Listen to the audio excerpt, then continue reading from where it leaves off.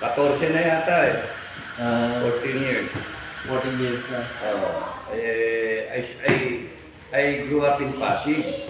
I spent the rest of my life sa Pasig. Nahiwalay lang ako nung PMA, Warriors Academy. Tapos mula noon, nung na-assign na ako sa Ranger. And then, buti na lang na sanay sa hirap, gawa ng pagkasundalo. Mga Ranger, sa lupa ka matulog, basa ka, wala kang kain, kung ano yung kainin mo, pwede. So, yun yung Mabalik tayo sa Panagbenga, hindi ko alam. Yun nga, sa Panagbenga ako. Nagsimula sila doon, bumangon. Kasi ang sabi nga lang, Panagbenga is from the word from Cordillera, Panagbenga.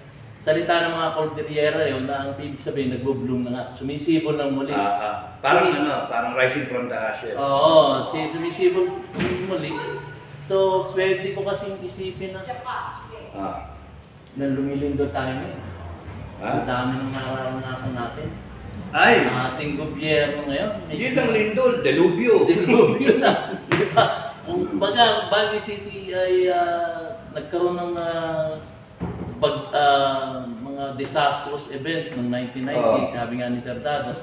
At sila kumbaga umangon ulit dito sa kanilang ekonomiya.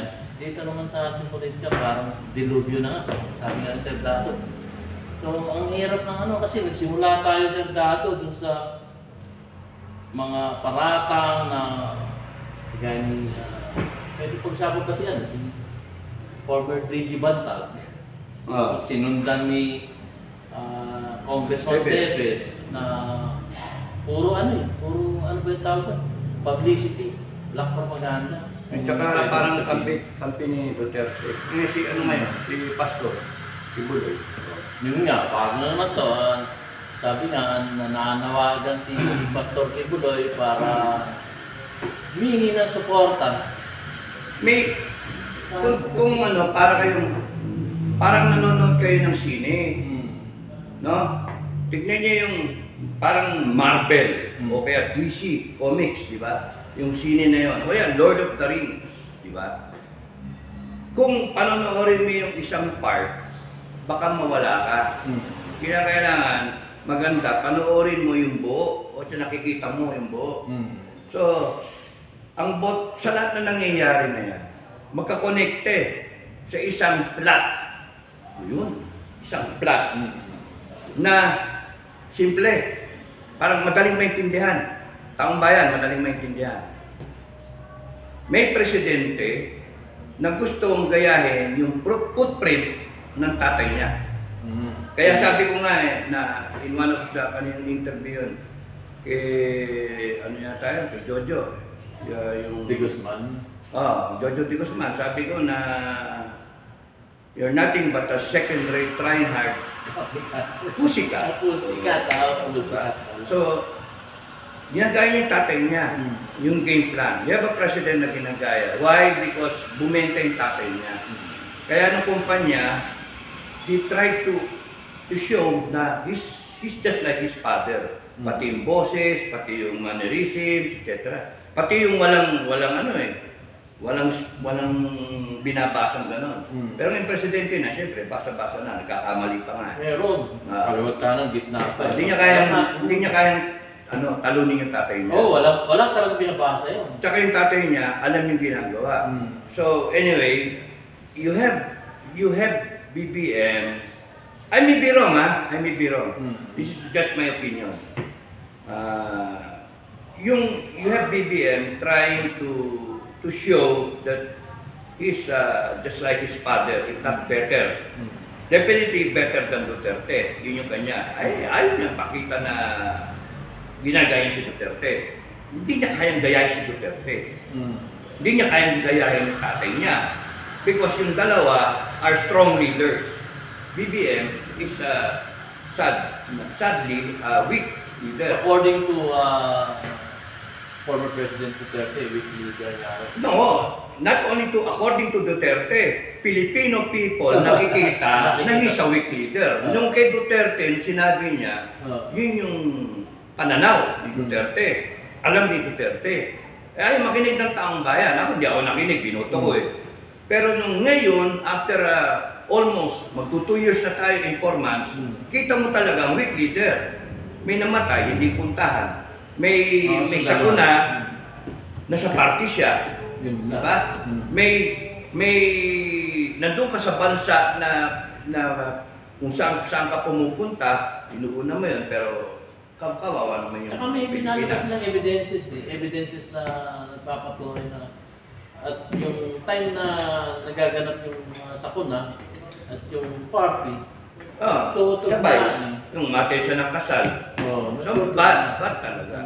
And yung mga tauhan niya, nagkakaroon ng bickering. May problema sa Senado at saka sa Congress. May problema, basically buong Pilipinas, mataas ang bigas, etc. Nangako siya wala rin naman. Simple lang naman yung solusyon niya sa bigas na yan. Simple lang, lahat yan. Huwag mong payagan yung smuggling, tanggalin mo yung middleman. Ay, nako. May problema kasi, pinapayagan niya na yung middleman ataduhin yung tirahin yung taong bayan. Simple lang yan. Kung ikaw ang presidente, strong ka. I want it to end now. Parang Duterte. I want yung laglag bala, pag hindi nyo tinigil, pakakain ko sa inyo yung bala. Di tumigil. Walang strong determination para gawin yung isang utos. So sinasabi ko, you have one president na trying to be like his father, copycat, no? Na he wants to stay on in power like his father. Parang ganon. So, sabihin nyo mali ako, pero ganon ang dating eh. And now, malayo pa lang, baka gustong i-ensure na yung anak, yung succession, yun ang susunod. Pero ang problema, yung mga Duterte. Ang problema, si Sara, si VP Sara. Tapos, kaya kinakailang, ma-eliminate si Sara. Yun yung yun yung dating. Na hindi naman yung gaganunin, pero yung tipong, yung i-discredit. Kaya lahat ng kikita ninyo, yung plot, parang, parang Game of Thrones na nagde-develop, pero lumalabas, kung titignan mo yung overview, simple lang. Tanggalin si Sara.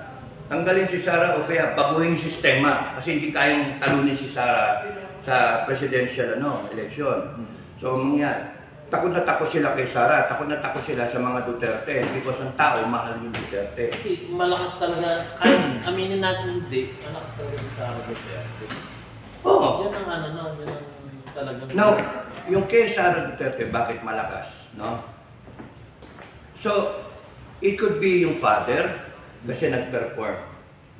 Parang ang Pilipino kasi, no, kung titignan niyo yung political landscape natin, yung mga Pilipino, pagka maganda yung ginawa ng tatay, hahanapin yung anak. Parang utang na loob natin, yung anak, iboto natin. So, tignan niyo yung mga Cayetano.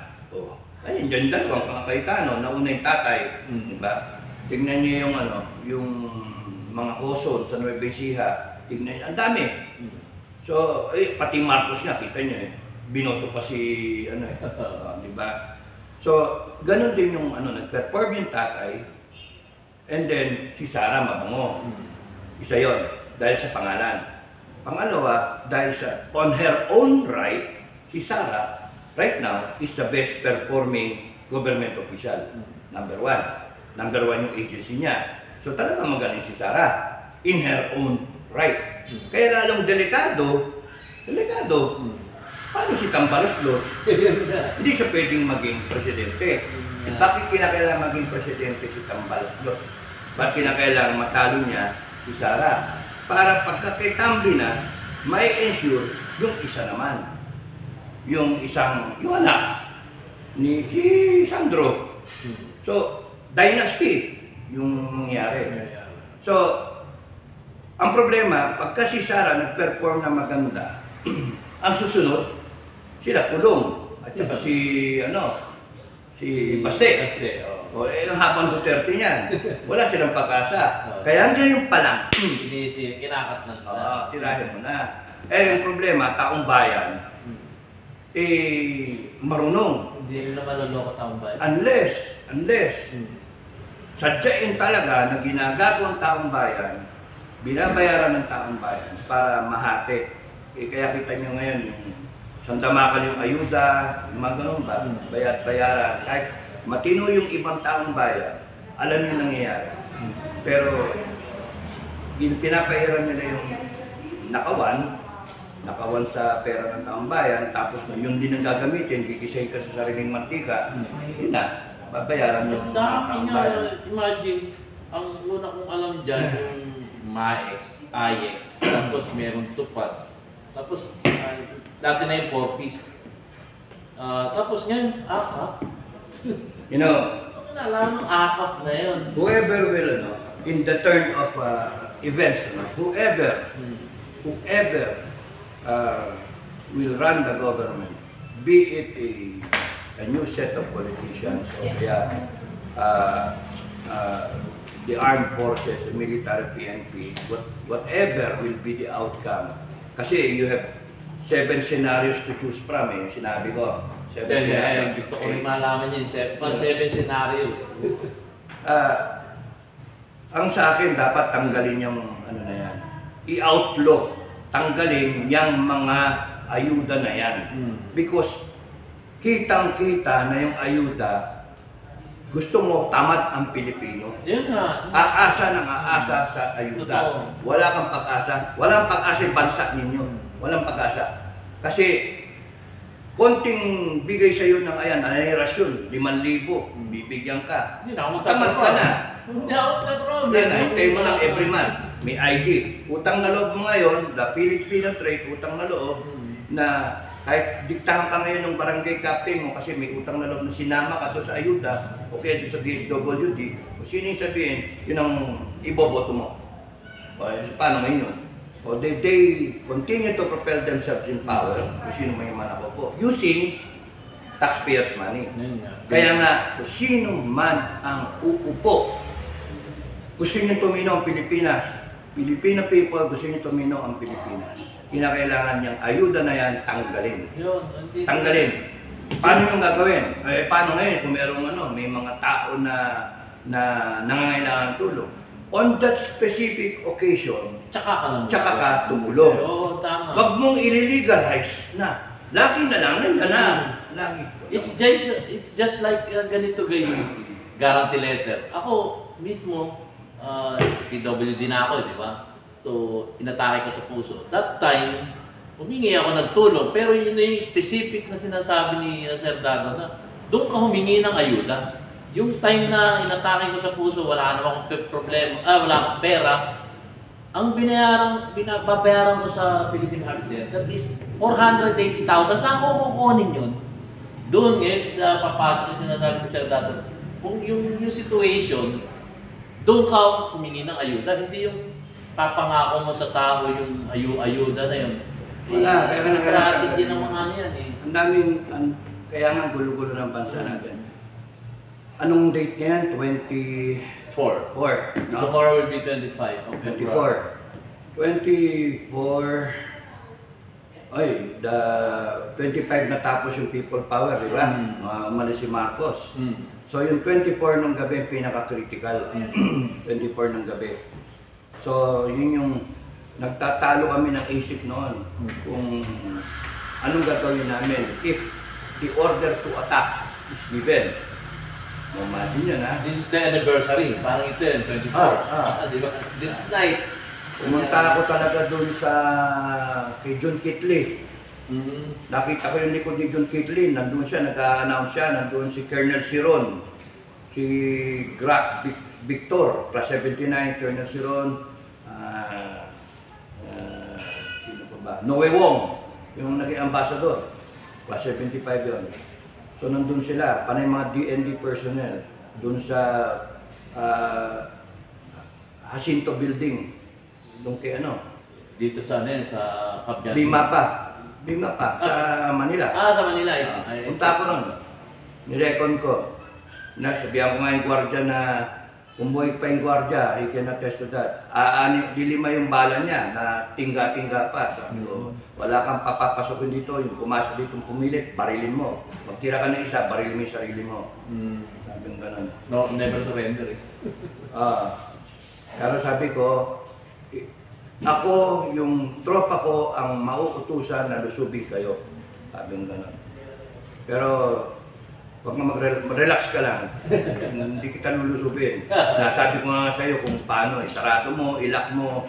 Tapos pagka may pumilit, barilin mo. Ilan ang bala mo. Wawa ka naman, sabi ko. Titignan ko kung mapapadala kita ng tropa. Pero hindi na ako nakabalik kasi natapos na yung yung revolusyon eh. So, you see,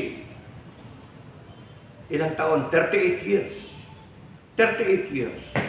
Muntik nang magpatayan talaga nun. And here we are now. Ang tao humihingi na revolusyon. Yung bilag ko ng kahapon. Humihingi na tayo revolusyon. Humihingi tayo ng at dumadaing pa rin ang tao. Hindi na tayo natuto. 38 years. Lintik na yan. 38 years. Ang dami nang namatay in between ng mga tao. Ang dami nasira ang buhay. Maraming sumunod kala Colonel Honasan, kala kay Sir Greg, ano? Kasi after that, nung February Revolution na yon, binigay kay Cory. Doon nagkamali si JPE. Kasi natakot siya eh, na tinutukan na ng kanyon yung pwesto nila sa Aguinaldo. Oo, sa defense. So, pagka nung upakan na sila, sabi kasi surrender na kayo kasi upakan kayo. General Patugalan yung doon, yung commanding general ng ng Metro Brigade. May bangkan yun doon sa sa University of Life. Yung banda yung nila, headquarters. Mayor Tiga sabi niya doon. Yun. UL. So Department of Education yun. Well-oiled yung na yun, yung Metro Brigade na yun. Army yun eh. Suportado lahat yun kasi alam yun, pang-counter ng kudeta yun. Parang sa ngayon na standard natin, counter-terrorist na technique yun. So, lawyers yun, si Patugalan. Incoming Commanding General ng Army yun. Class 57 yun. At that time, ruling ang mga Class 57. Yung bossing ko, si General Browner. Siya yung Commanding General ng mga Ranger. Ito yung ngayon yun. Hindi na. Yung Iba, uncle niya yun. Uncle niya yun, si General. So yun, yung dahil bisita sa bahay ko. Hi guys. Tuloy lang. So yun, yung bisita eh. Kape, gusto niyo? Ate, kape!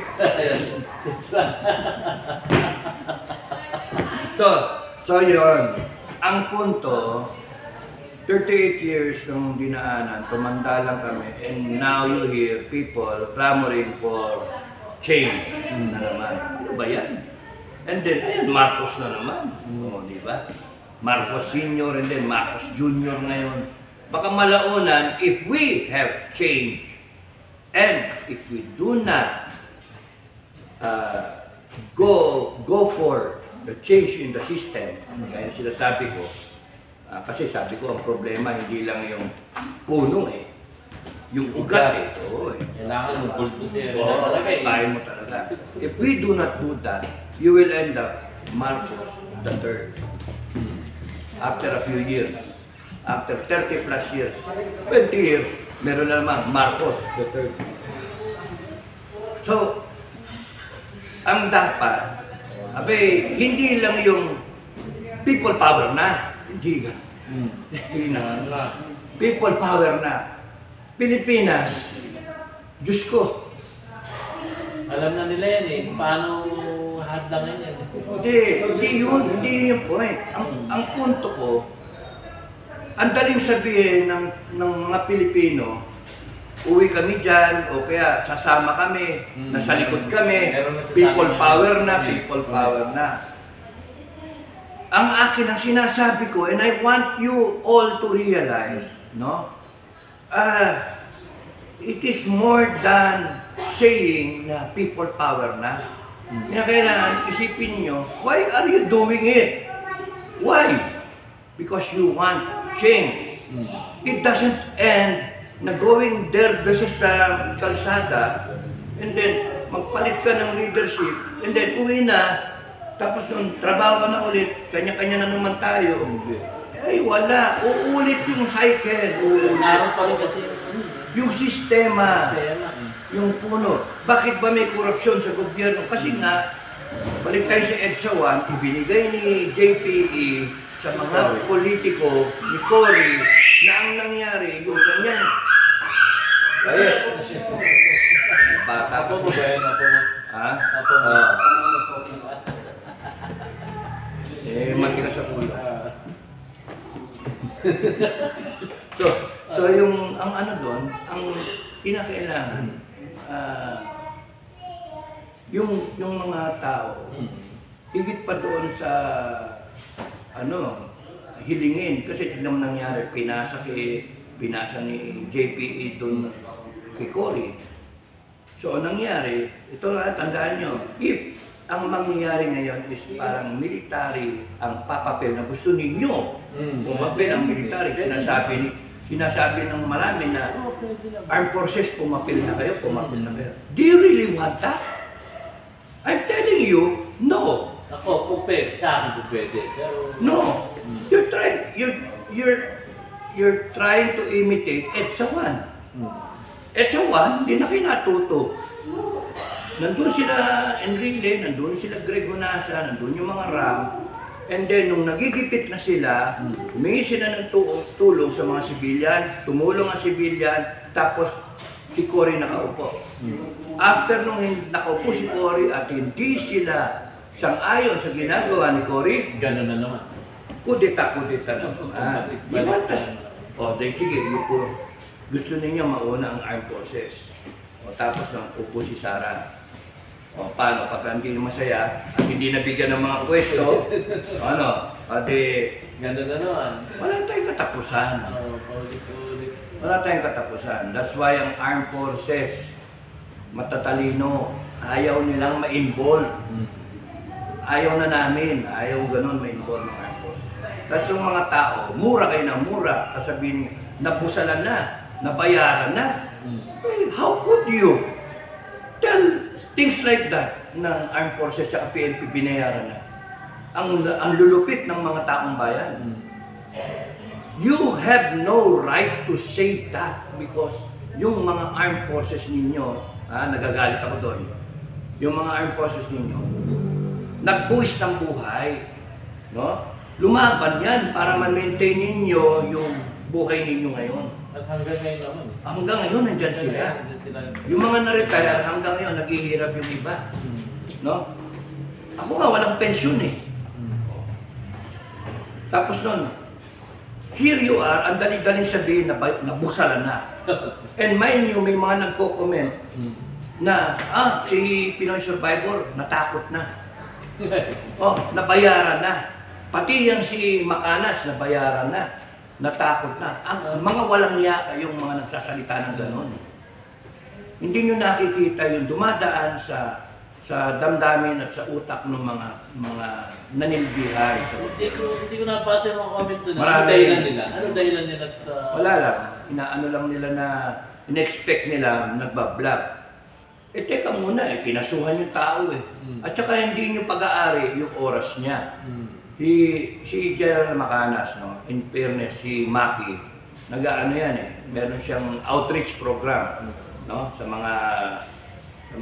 barangay, Talaindig, no. Tinutulungan niya, tapos may farm siya. May farm siya, nakikita ko nga yun.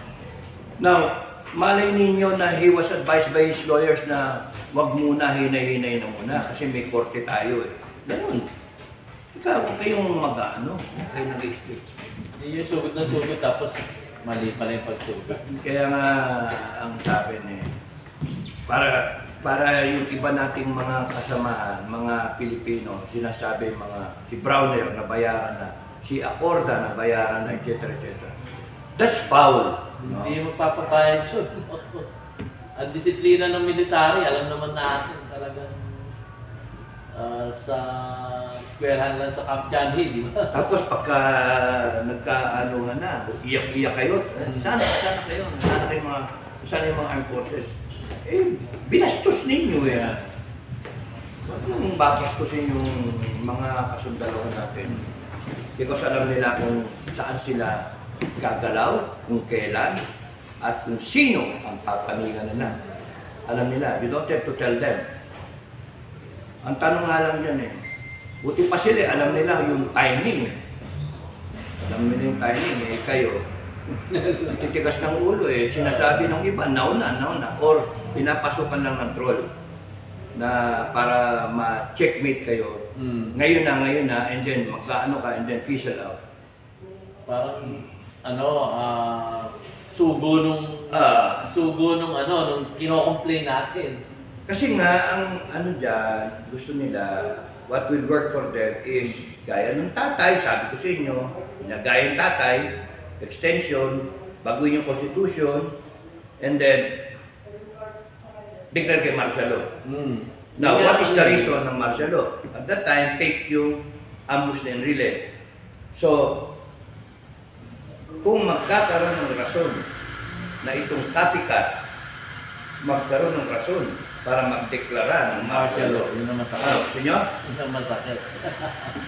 Kasi alam ko dyan, yung mga nagko-comment, yung nagbubuyo. Pero, tao din nila yun. pero, administration, kami, hindi kami natatakot sa martial law.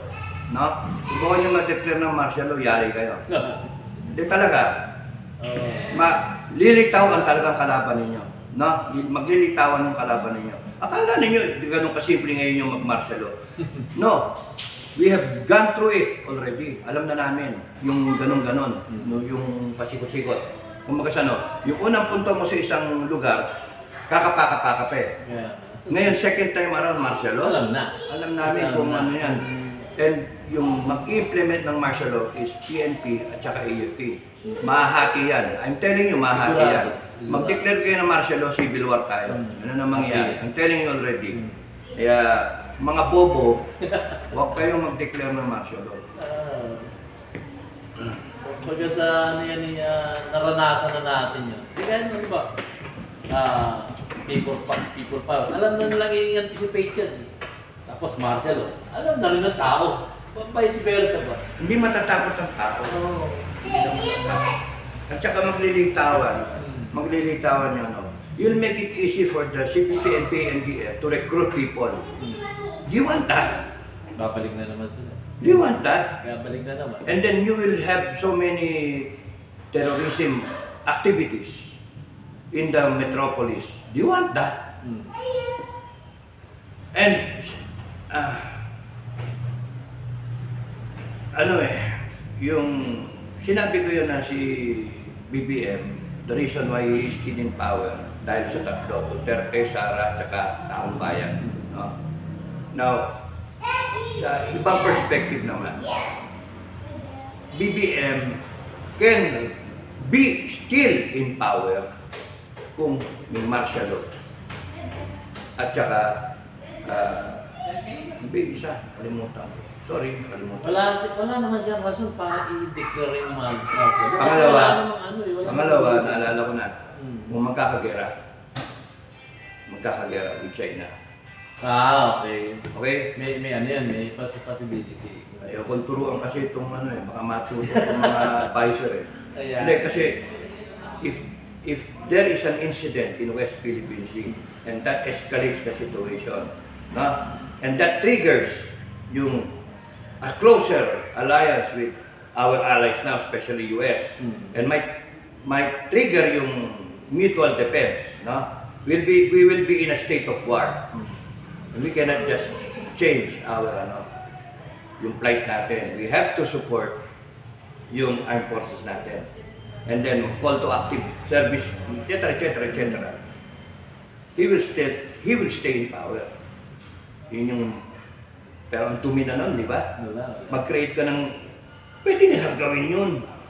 Pwede lang gawin, pero yun nga, matututo itong mga ano. When you create a scenario like that, it's just like creating a scenario nung kay JPE noon, fake, and then may martial law.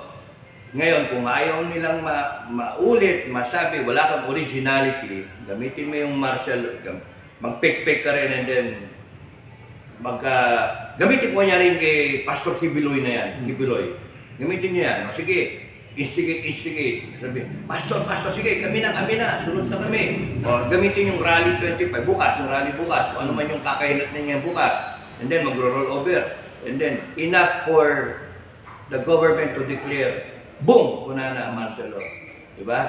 Pero, mas posible yan, kumpara dun sa sinasabi kong isang senaryo na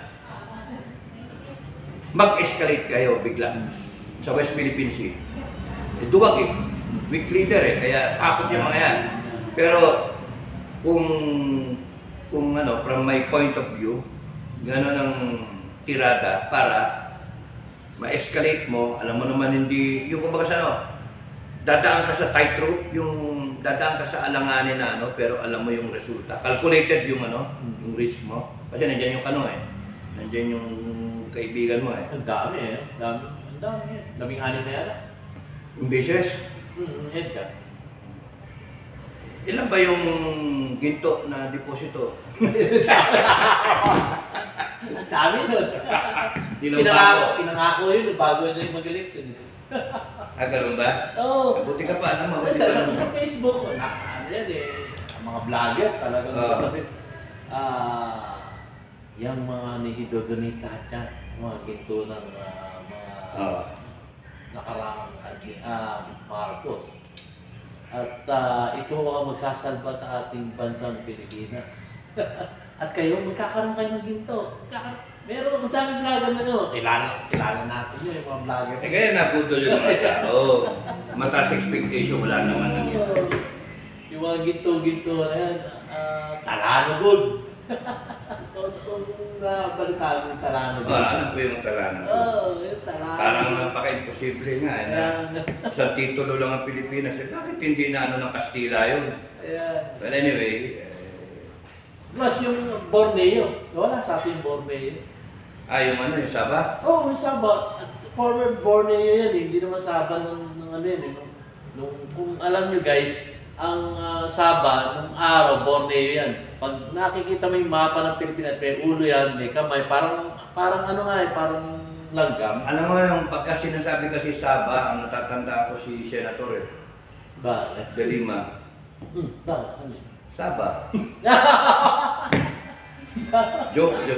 Joke lang yun. Pero talaga Borneo yun. Nakikita natin sa mapa yun Tapos ito yung pinaka-buntot ng Ganun ang pure naman natin Well, tapos natin yung Borneo. Ang may-ari nun is Sultan. Ganon. Sultan Brunei, Sultanate of Sulu, tumulong sa Sultan of Brunei. Nagkaroon ng internal conflict, war yata, tumulong, nanalo, pinangako ngayon yung parte ng Sabah. Yun. But anyway, pero Borneo yun, nagsaba pa ng... Tapos nagkaroon ng pinalis sa British ek na company na for 99 years. And then ayun, napabayaan, tapos pinabayaan ng Pilipinas, ayun na nangyari. Lulusubin sana ni Marcos yun na senior. Yung sinasabing Operation Jabita, in-expose ni Ninoy. Ngayon, kina-claim ng armed forces, ng military, wala yun, wala. Pero I was lucky na nung in my early years, nakausap ko yung mga officers na involved dun sa Jabita na yun. Mga instructor, sa 2, 3, 4 yung mga nakausap. Advance party nakausap ko. Nandun na sa Sabah, nagtitinda ng sorbetes, captain. Tapos na in-expose. Kaya naipit sila dun Kaya... Pero may lumalabas ng balita, puro mga Muslim yung kinuha ng Marcos Sr. Ah, Tapos biglang brrrratatatat pa, gano'n. Kaya nagreklamo yung mga Muslim na parang set up. ewan ko, hindi natin na Oo, di nga, mga balik, di umano lang yung mga guys. Yung mga istorya na yun na puro Muslim na kumbaga inilagay sa isang lugar tapos yun. Ang kwento kasi na natuklasan, tapos nung they have to sweep the rug, sweep it under the rug na para hindi obvious kasi expose nga, they pinaliquidate lahat. Yun nga. Pinapatay lahat, hindi naman namatay lahat, may nabuhay. May buhay, pumanda. Na yun yung kakanta. Ewan ko, hindi natin. Yan, di umano pa rin yung istorya na yun. Wala tayong idea kung ano talaga yun. Ang pwede ko lang sabihin, is based on what I know, mga taong nakausap ko, there was indeed training. Okay? Meron talaga. There was indeed training. And the same person na involved, na captain at that time, sinabi niya sa akin kung sino yung mga involved, na mga captain din, captain, first lieutenant, etc. Sinabi yung mga involved. Wala nga sa libro. Ha? Sino? Hindi sumama. Hindi ako kasama. Bata pa. Ano pa ako nun eh? High school pa lang yan. Okay. Ano pa lang ako nun, elementary. Pero yung kinukwento niya, because he tried to pull it off again. Yung involved na isa, nakausap si Ruben Canoy. Na remember Ruben Canoy? Yung lumutang yung pangalan niya ngayon na dahil sa One Mindanao. Kasi siya gusto niya magkaiwalay yung Mindanao. So pinakausap siya para magkaroon ng 200 na bangka, yung Mikati ba? Assault boat na pupunoy ng mga armed people, ilulusog dun sa Sabah. So, that was before the coup. 89. So, kinukwento kasi na pero yun nga, hindi natuloy na kasi nga nangyari yung 89 coup. Ang dami namatay. Na, anyway, best na hindi nyo alam. It will die with me it will be buried with me. Maraming mga, ang problema natin ngayon, yung bansa natin, hindi mo malaman kung ano eh. Kasi, ang mahirap nito, yung magamit ng tao. No? Magamit yung tao. Pinaglalaro na kayo ng politiko eh. Kayo ba natutuwa, no? Pilipinas? Natutuwa ba kayo? Na sigaw kayo na sigaw, pero ano pumapansin sa inyo? Di ba? Wala naman pumapansin. Gusto nyo na, now na. Wala naman nakikinig. Gusto nyo ngayon, may vacuum ng leadership. Wala namang umaabante para ako na mag-lead, di ba? Wala siya naman interest. Yung ano ba tawag dito, yung manifesto eh. Ilan na ba yung manifesto na kasi? Wala pa, mga ano lang yun eh. Wala pang 20. Wala pang 20. Pero nadadagdagan. Pero yun nga kita nyo, how can you unseat a duly elected president ng 31 point, ilan million? 31.6 million with only less than 20,000. Ano ba yan? Tiga lang yung harap Hindi pwede tayong dictatorship, nasa democracy tayo. Kaya nga, if there are only less than, dapat nga mga 30 million yan. O kaya yung kalahati, yung 50% plus 1 eh. 16 So kung 16 million, dapat may 16 million na ipakita ka. O sinong lumalabas? Wala. Kahit nga kunyari, ikaw, lumakas ang loob mo, pinainom kita ng pinainom ng Milo, o spinach, papay na, o Superman na, o malakas ka na ngayon, ikaw na ngayon si Thor. O di, tatayo na sa EDSA, siya na mag-delete, o ito na, o PNP, AFP, huliin nyo na ito. Ako na nga na eh. Tatayo na sa EDSA. Lalabas ba kayo? Yun nga ang problema. Because not all even know that there's a problem. A lot of people do not even care that there is a problem. Madami din. So many Filipinos, whether they want it or they understand that there's a problem already, or intentionally na hindi nila naintindihan, o talagang wala silang time na intindihin kasi hirap sila. Kailangan ng magtrabaho. Which is yung game plan nung Lord of the Rings o nung Game of Thrones na si Copycat, habang ginagawa nila yan, nagde-divide and conquer, ginagamit yung batas para madepensa nila yung sarili nila, para lahat ng kalaban, yung mga allies ng kalaban, mayari kayo, lahat. Tapos nun, pangalawa, yung pera ng bayan, kukuhanin nila and then ibinabaya dun sa mga nangailangan. That's why we will end up, you will end up with the Philippines na paikot-ikot lang yung cycle na ganyan. How do you solve the problem? Yung sinasabi na one day, isang araw, kinakailangan lumabas kayo, na alam ninyo yung bakit ilalabas. Kasi yung lalabas ka, parang magse-selfie ka lang, mag-ano lang kayo. May alam kayo na nasa puso nyo kung ano yung nangyayari. Yung sinasabi nyo ngayon na EDSA 3, maraming nagsasabi EDSA 3. O, EDSA 3, and then what? Mag-EDSA 3 tayo. O sige, nagpakita kayo ng milyon. O paano? Alam nyo bang, and then what? Yun nga, yung susunod na Because ngayon, ang mga vlogger, no? Kung ano-anong pinag-uusapan, problema nito, problema doon, yung Congress, yung Senate, si BBM, si Ontiveros ngayon ang laman, si Kibuloy, di ba? Tapos yung mga Duterte, etc., yung mga investigasyon. Doon busy mga vlogger. So, okay, educate people, na-educate yung mga tao. Pero while you're educating people,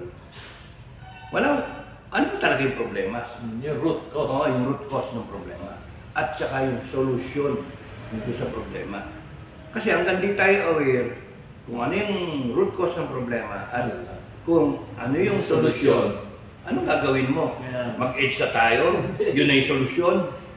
Mag-change over tayo ng government? Yun na yung solusyon? And before you know it, nag-e-elect na naman kayo sa 2025 ng mga tarantado, mga gago.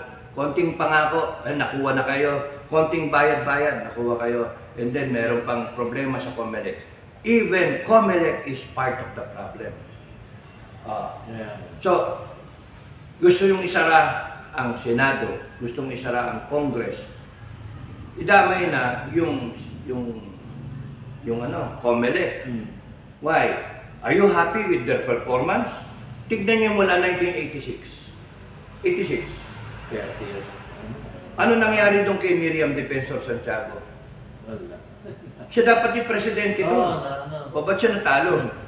Because Ang laki ng laman mo. Bakit siya natalo? Ang nanalo si FBR. Tama ba? Hocus Pocus. Fernando po at si GMA. Na-remember yung I am sorry? Isa pa yun. Hello Garci? Am I gonna lead by 1 million votes? Alam niya yan? Natatandaan niya yan? Yung scandal na yon. Panalo dapat si Fernando po. O, paano nangyari? Bakit natalo? Again, COMELEC. Diba? Sasama ng... Kumolekta. So, nag-automate tayo. Sa tingin nyo ba na-solve yung problem? Automation? Hindi. That's why ang laki ng problema ng Pilipinas. Itong sistema natin ng corruption talaga. Kaya kinakailangan nyo, ewan ko, laki ng problema ng Pilipino. Yung narinig ko solusyon sa'yo sa dato talagang i-reboot. Ako naman, may napag-iipan. Mas may maganda kasi sa reboot eh. So napag-iipan ko, parang ano yan eh, sabi ko, sa panaginip ko, reboot, bakit ka reboot? Sabi ko, may nag-suggest sa akin, kung may virus, kumuha ka lang ng high blood ko yun. Virus cleaner. Pero wala eh, doon sa panaginip ko, nalinis yung virus, pero 1 to 2 days, 3 days, naman. So, sabi Lalo na pagkabukas ng ano, Pornhub. Mavirus ka na, mavirus ka na. Pasok ko. Oo. Inano ko rin yung I love you virus. Ah. Ang daming ano nun. Pero anong nangyari doon sa nag-create ng I love you virus yun? Na ano pa, naging empleyado pa nung ano, ng Amerika. Di mo ano, naging ano yun. Naikwento ko na yung second to the last vlog ko, naikwento ko na yung may family gathering, no, na naikwento ko na nanaginip ako. Kaya yun nga, isinundan ko nga yun. Yung nanaginip ako, totoong nanaginip ako. Yung mga gago na hindi naniniwala, managinip din kayo. Marunong pa kayo sa panaginip ko. Diba? Ako nagdasal ako, Lord, ito, tulungan mo naman kami kung paano namin simple, di sumagot yung anghel ko. Di binulong. Ang problema, Pangitain yan guys, ano ibig sabihin ng siya? alam nyo, ang sa akin, ang problem sa akin, di na naginip ako, very clear. Pero may times kasi na pagka bigla kang ginising, bigla kang nakasawsaw ganyan doon sa ano yung sa, kunyari, book of life, no? Nakikita mo yung nangyayari, tineturn yung page. Nandun ka, tineturn yung page ng angel mo, yung scripture, nababasa, parang ganun. That's how I'm trying to explain it para maintindihan niyo. Ano? So, nakikita mo, even sometimes, lotto numbers, nakikita. Pinakilaman na nila Mel Robles. Maging milyonaryo. Hindi na ako magiging milyonaryo. Dati kasi nakita ko yung lahat yung numero nakita ko. At saka kung kailan. So, gano'n. And then, ang problema kasi, pagka bigla ka nagising, hindi ka ready, bigla kang tanggal doon. Wala na sa Hindi mo maalala. I'm now in the process of trying to remember everything, and then gusto ko managinip ulit. Pero naikwento ko nga yung mga bits and pieces Now I'm trying, nilist down ko na yung mga important points doon, and then I want to vlog about it dun sa buhay ko na kasi dalawang part yung aking yung aking channel no. Isa is talagang buhay ko as it is unfolding, at isa is yung Survivors Community yung sa videos at saka yun sa community. So siguro pagka I'll vlog about it pagka nakumpleto yung ang number one talaga doon, nag-declare ng People's Revolution, NEP Doon sa pangitain. Nag-declare ng People's Revolution. Hindi people power Hindi. People's Revolution. So some will say na, illegal yan, illegal. Gago! Ano to panaginip nga sineshare ko nga na sinasabi ko nga yun yung tugon na para hindi pa ulit-ulit.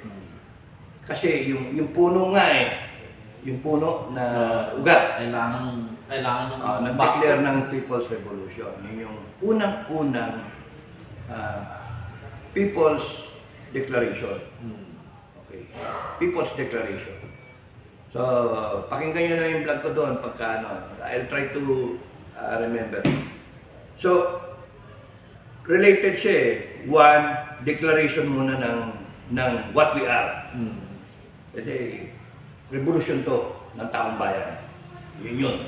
Yung declaration number 1. And everything else follows after that. Doon sa declaration niya. Kaya nga, affected na ako nung sinasabi ko ngayon dahil doon sa nakita ko doon sa doon sa panaginip na Number 2, ang tanda ko is death penalty. Diniktir ka agad death penalty. Imagine yan, ang tagal taon. Ngayon, bihingi na naman itong mga senator ng second term. Yung binoto natin nung panahon ni sila Bato, sila Bato, sila Bongo, yun. Matatapos na midterm midterm. Isipin mo yung 6 na taon nila, time is up. hanggang ngayon, wala pa yung death penalty. Yun nga. When they campaign, sinabi nila, Sinabi nila yun. sinabi Nangako na, nila yun. pero hindi nila kasalanan, in fairness. Because binabara ng mga nakaupo. So, yung mga nagsasabi na magsenator ka, magsenator ka, magsenator kayo, si DJ Bantag, senator. Si Roque, senator. Trixie, senator. Di ba? Sino pa? Si Vic Rodriguez, senator. No? You know, ang daling sabi mag-senator. Pero pagka kunwaring nagbotohan yan, 24, at tataklo lang kayo, wala, lunod Number kayo. games kasi yan, guys. Congress at saka Senado. No matter how good you are, good your intentions, at nandun yung sistema, yung resolution 10 eh. Wala pa nga yan. Wala nga. Lagi ko rin binablog yun. Resolution 10. Even si kapatid, si pambansang ate, si Aimee, na ang daming gustong tumakbo siya as VP ni Sara.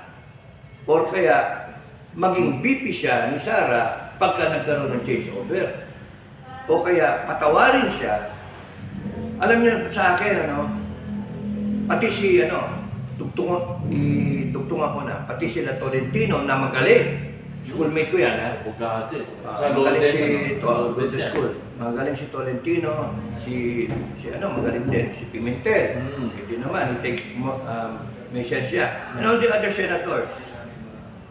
Ang problema, yung Resolution 10 eh. Sa akin kasi, tingin ko sa kanilang 24 ngayon. Ganyan silang lahat sa akin. No? Ako lang naman yon. Pero, look hindi nyo nga pansinin yung taong bayan doon sa Resolution 10 eh. Legal lahat yun eh. And then, nandyan si General Lacson, Senator Lacson, nagsasalita na illegal yung ginagawa ngayon. Oh, come on! Illegal. Bakit nyo? Ikaw nga nag-recommend ng Resolution 10. Di ba? So, Senator Lacson. nandiyan si Senator sa Honasan, sinasabi, tatayuan ko. Ako, si Senator, Pilipino. Hindi ba? Again, Resolution 10. Because he was there. Si Trillanes na sinasabi ganito, ganyan. Yung ICC, wala na, lilitaw na. Resolution 10. BBM, Presidente ninyo. Again, nandun siya, Resolution 10. All these people, all these names, ang sa akin, damaged goods na. Return to sender dapat silang lahat. Hindi na dapat iboto ng taong bayan. Ako lang naman yon.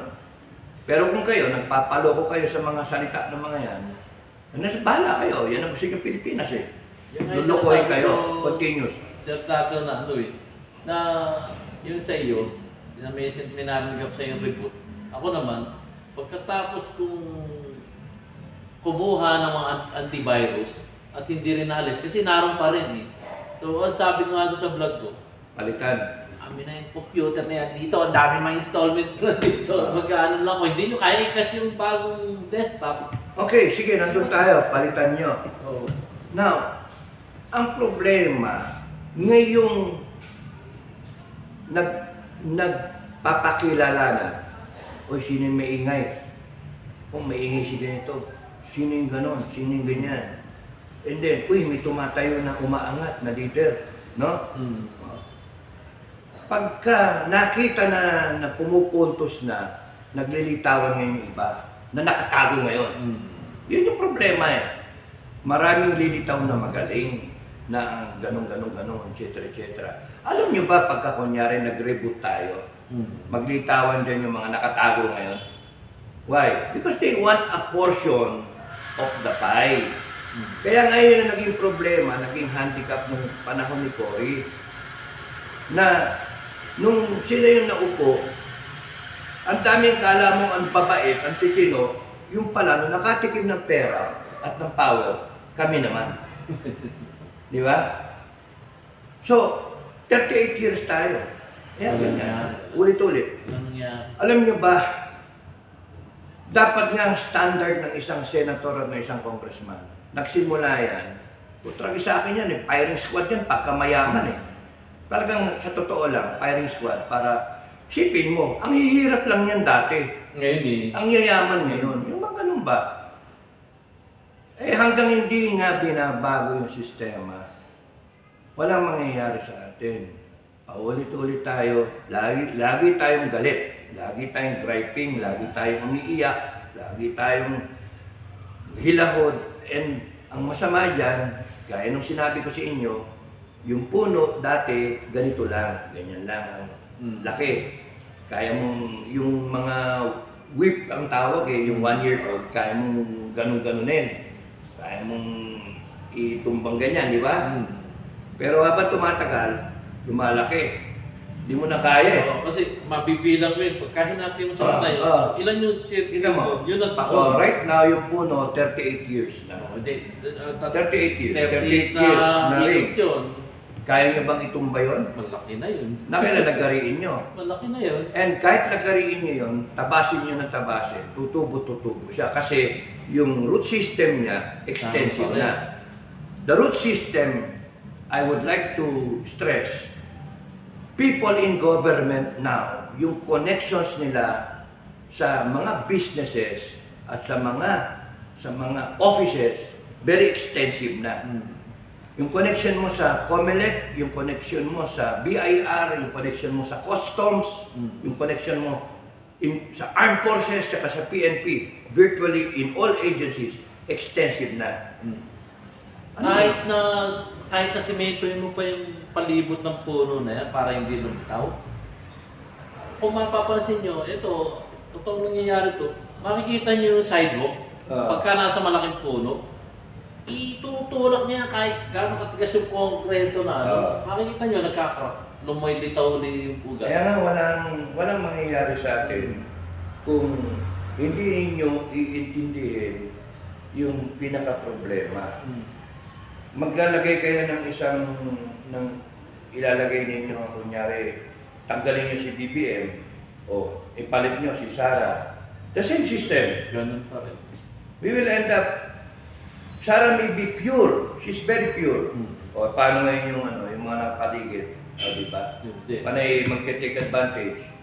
Eh, for that matter, pwede naman si BBM, you would like to look at it na inosente si nakuting si BBM. Ang gago yung mga nakapaligid eh. Ano yun? Yung mga amuyo. O yung si Tamba. O, dami naman na kunyari yung...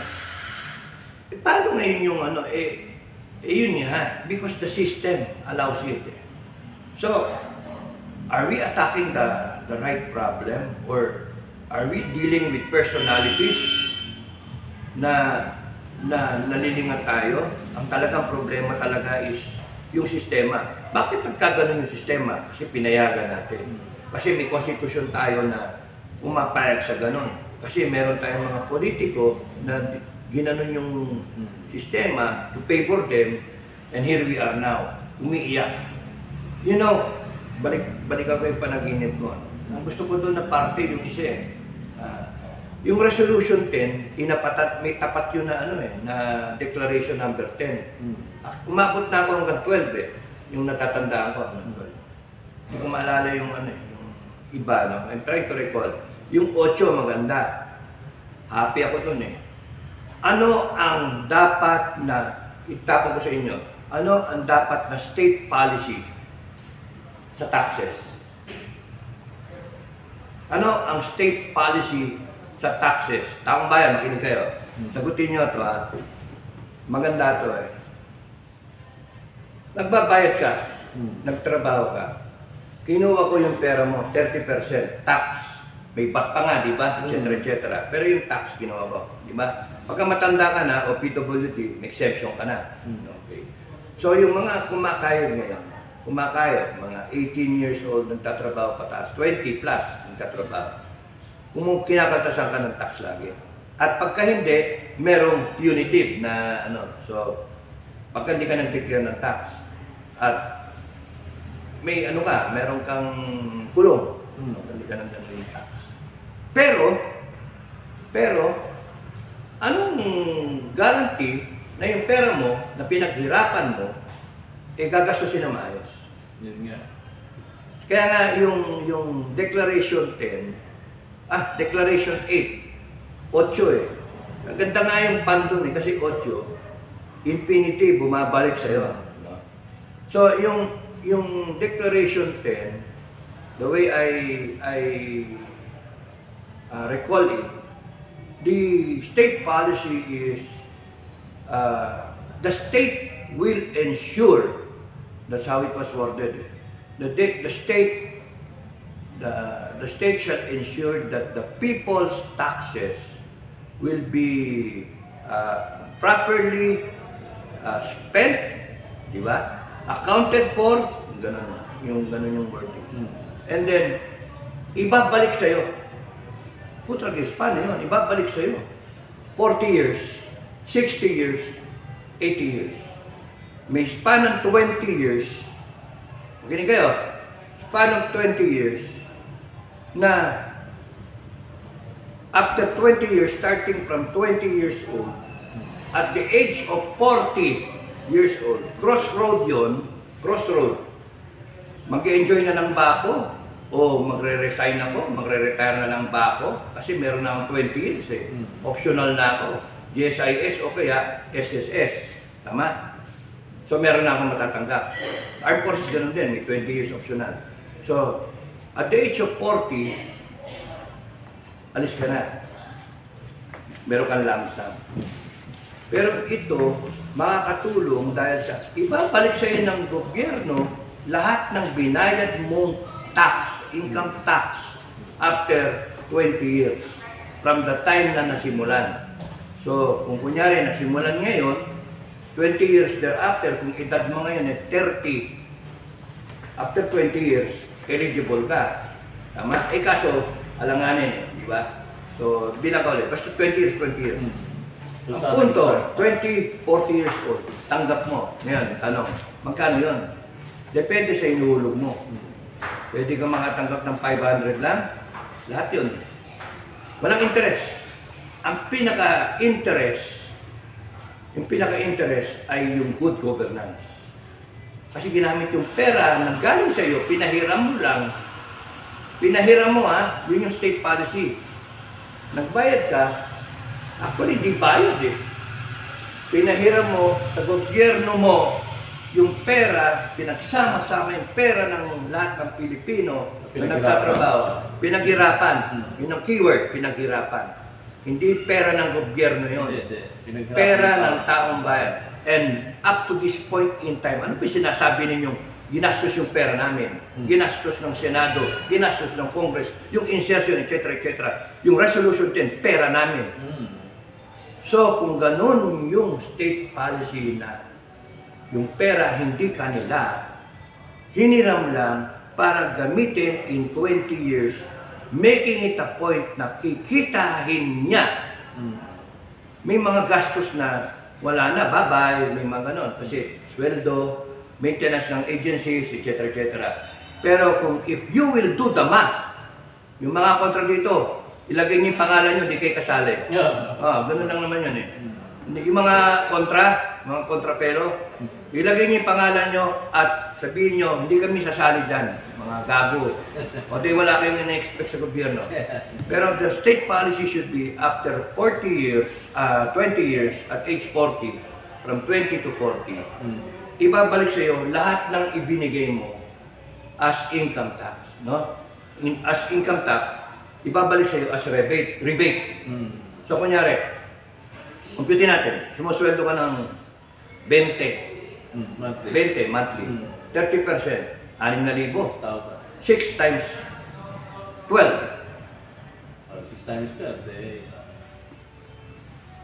36. Dapat nga 13 eh. Kasi nga may may tax din yung 13-month pay eh. So 6 times 12 na lang nga mo. 6 times 12, 72. 72. So, on the average, 100,000. Kasi mo-promote ka eh. Tama? On the average, 100,000. Di ba? 100. Straight line. 10 years, 1 million. 20 years, 2 million. May expect 2 million. At the age of 40. Tingnan mo ngayon, kahit nga ngayon ngayon pa lang sa 2 million mo, sa 40 edad mo, abi makaikot ka na. Makatayo ka ng negosyo, makabili ka ng lupa, na farm, di ba? And then makapagtanim ka. You can do what you want. Pero may pension ka pa na in-expect. And then another 40 years, another 20 years, at the age of 60, Ganun pa ulit. another lump sum na makukuha mo from the government. Nakukuha ko na. O, Ewan na- sila. Wala akong pakialam kung hindi mo naintindihan. Sorry na, yung mga kontra, di okay maintindihan. Nakuha. Basta ako kinukwento ko, ikaw bahala mo mag-vlog. Ako. Ang punto, every 20 years. So 60, and then 80, and then kung buhay ka pa, 100. No. Bakit? Pinera mo lang sa gobyerno yung pera mong pinaghirapan. Umapayag ka na gamitin ng gobyerno para infrastructure, para gumawa ng mga kumpanya, nakikita. Siya nga pala, bago makalimutan, isa doon sa declaration, kuryente, tubig, internet, pag-aari ng gobyerno natin. Yun ha, pag-aari ng gobyerno, kaya yung iyak-iyak na mahal yung kuryente, etc. No, hindi na pwedeng ibigay sa private sector. The state gets it back. No? Mabayaran by eminent domain yung system concept na hindi, na kailangan balik sa gobyerno yan. Kuryente, tubig, lahat, internet, etc. So, the state provides for it. Sa atin nga kuryente nun, ewan ko bakit binigay. So, anyway, balik ako. So, yung tao, babalik sa iyo yung pera mo. Dahil yung 1 million, 2 million. Eh kung masweldo ka ng 30,000, 40,000, 50,000. So, ang punto, walang interest, bumalik lang. Bakit? Kasi yung pinaka-interest is nararamdaman mo as government. Government service. No? So, computin nyo ngayon. Ilan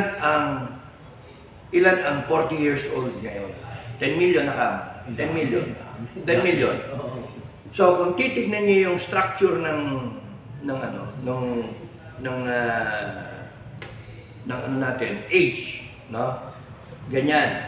Ito yung matatanda, ito yung bata. May structure natin, no? Ganyan. So, yung kalagitnaan mo is mga 10, mga ganon. 10, 7M, 8M. Ngayon mo ng 10. So, kung imagine mo yung 1M times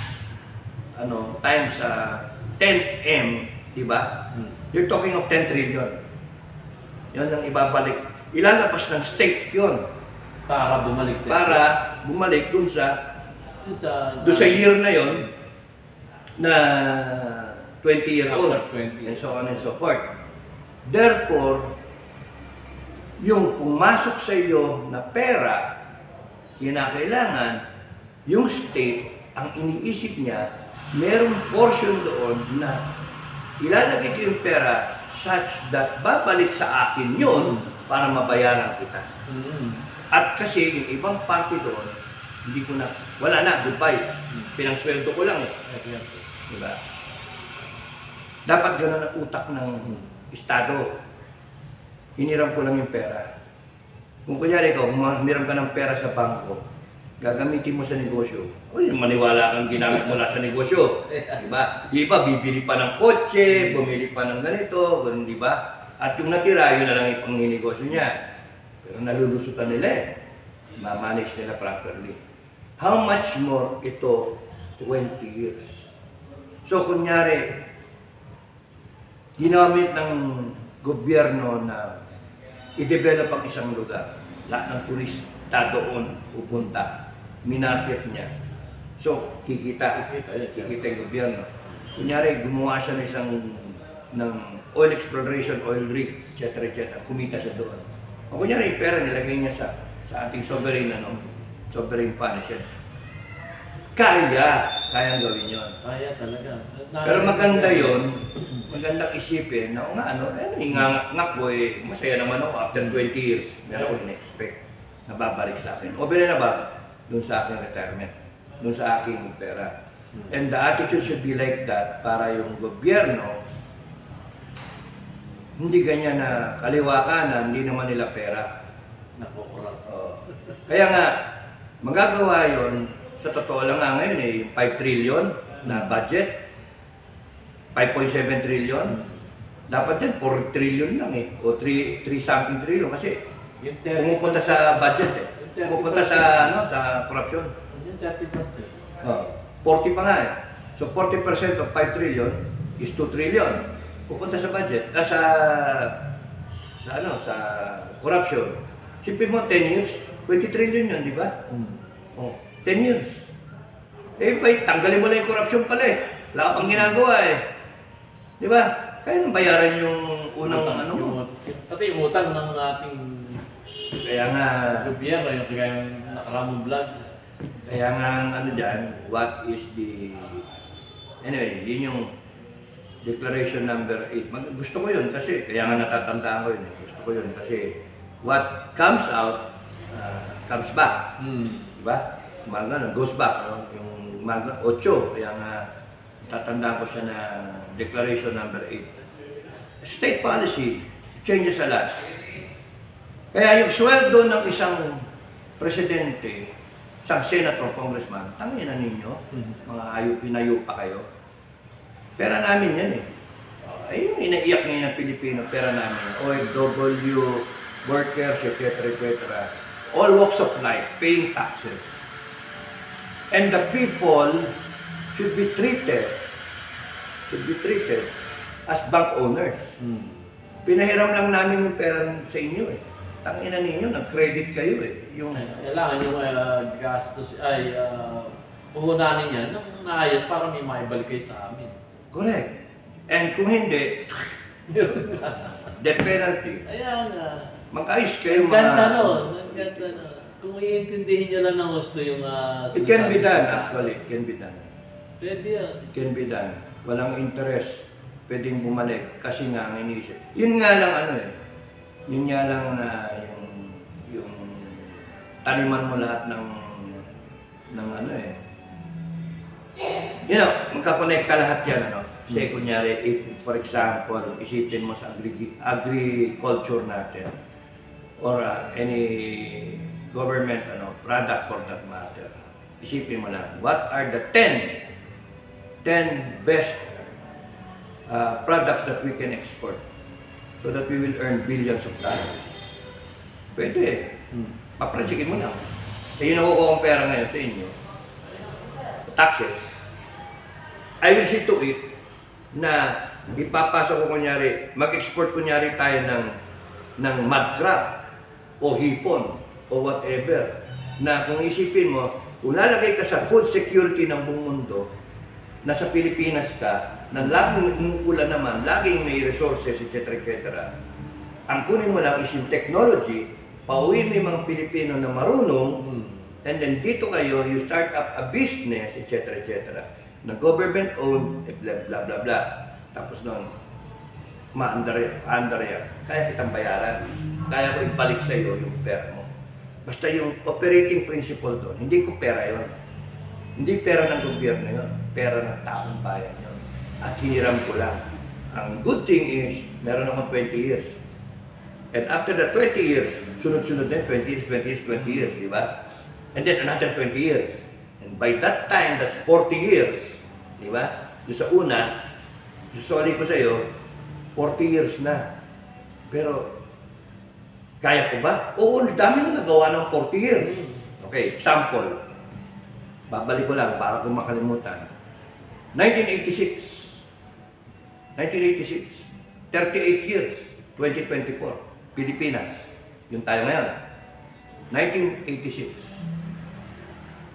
1986, China. China ngayon, 2024.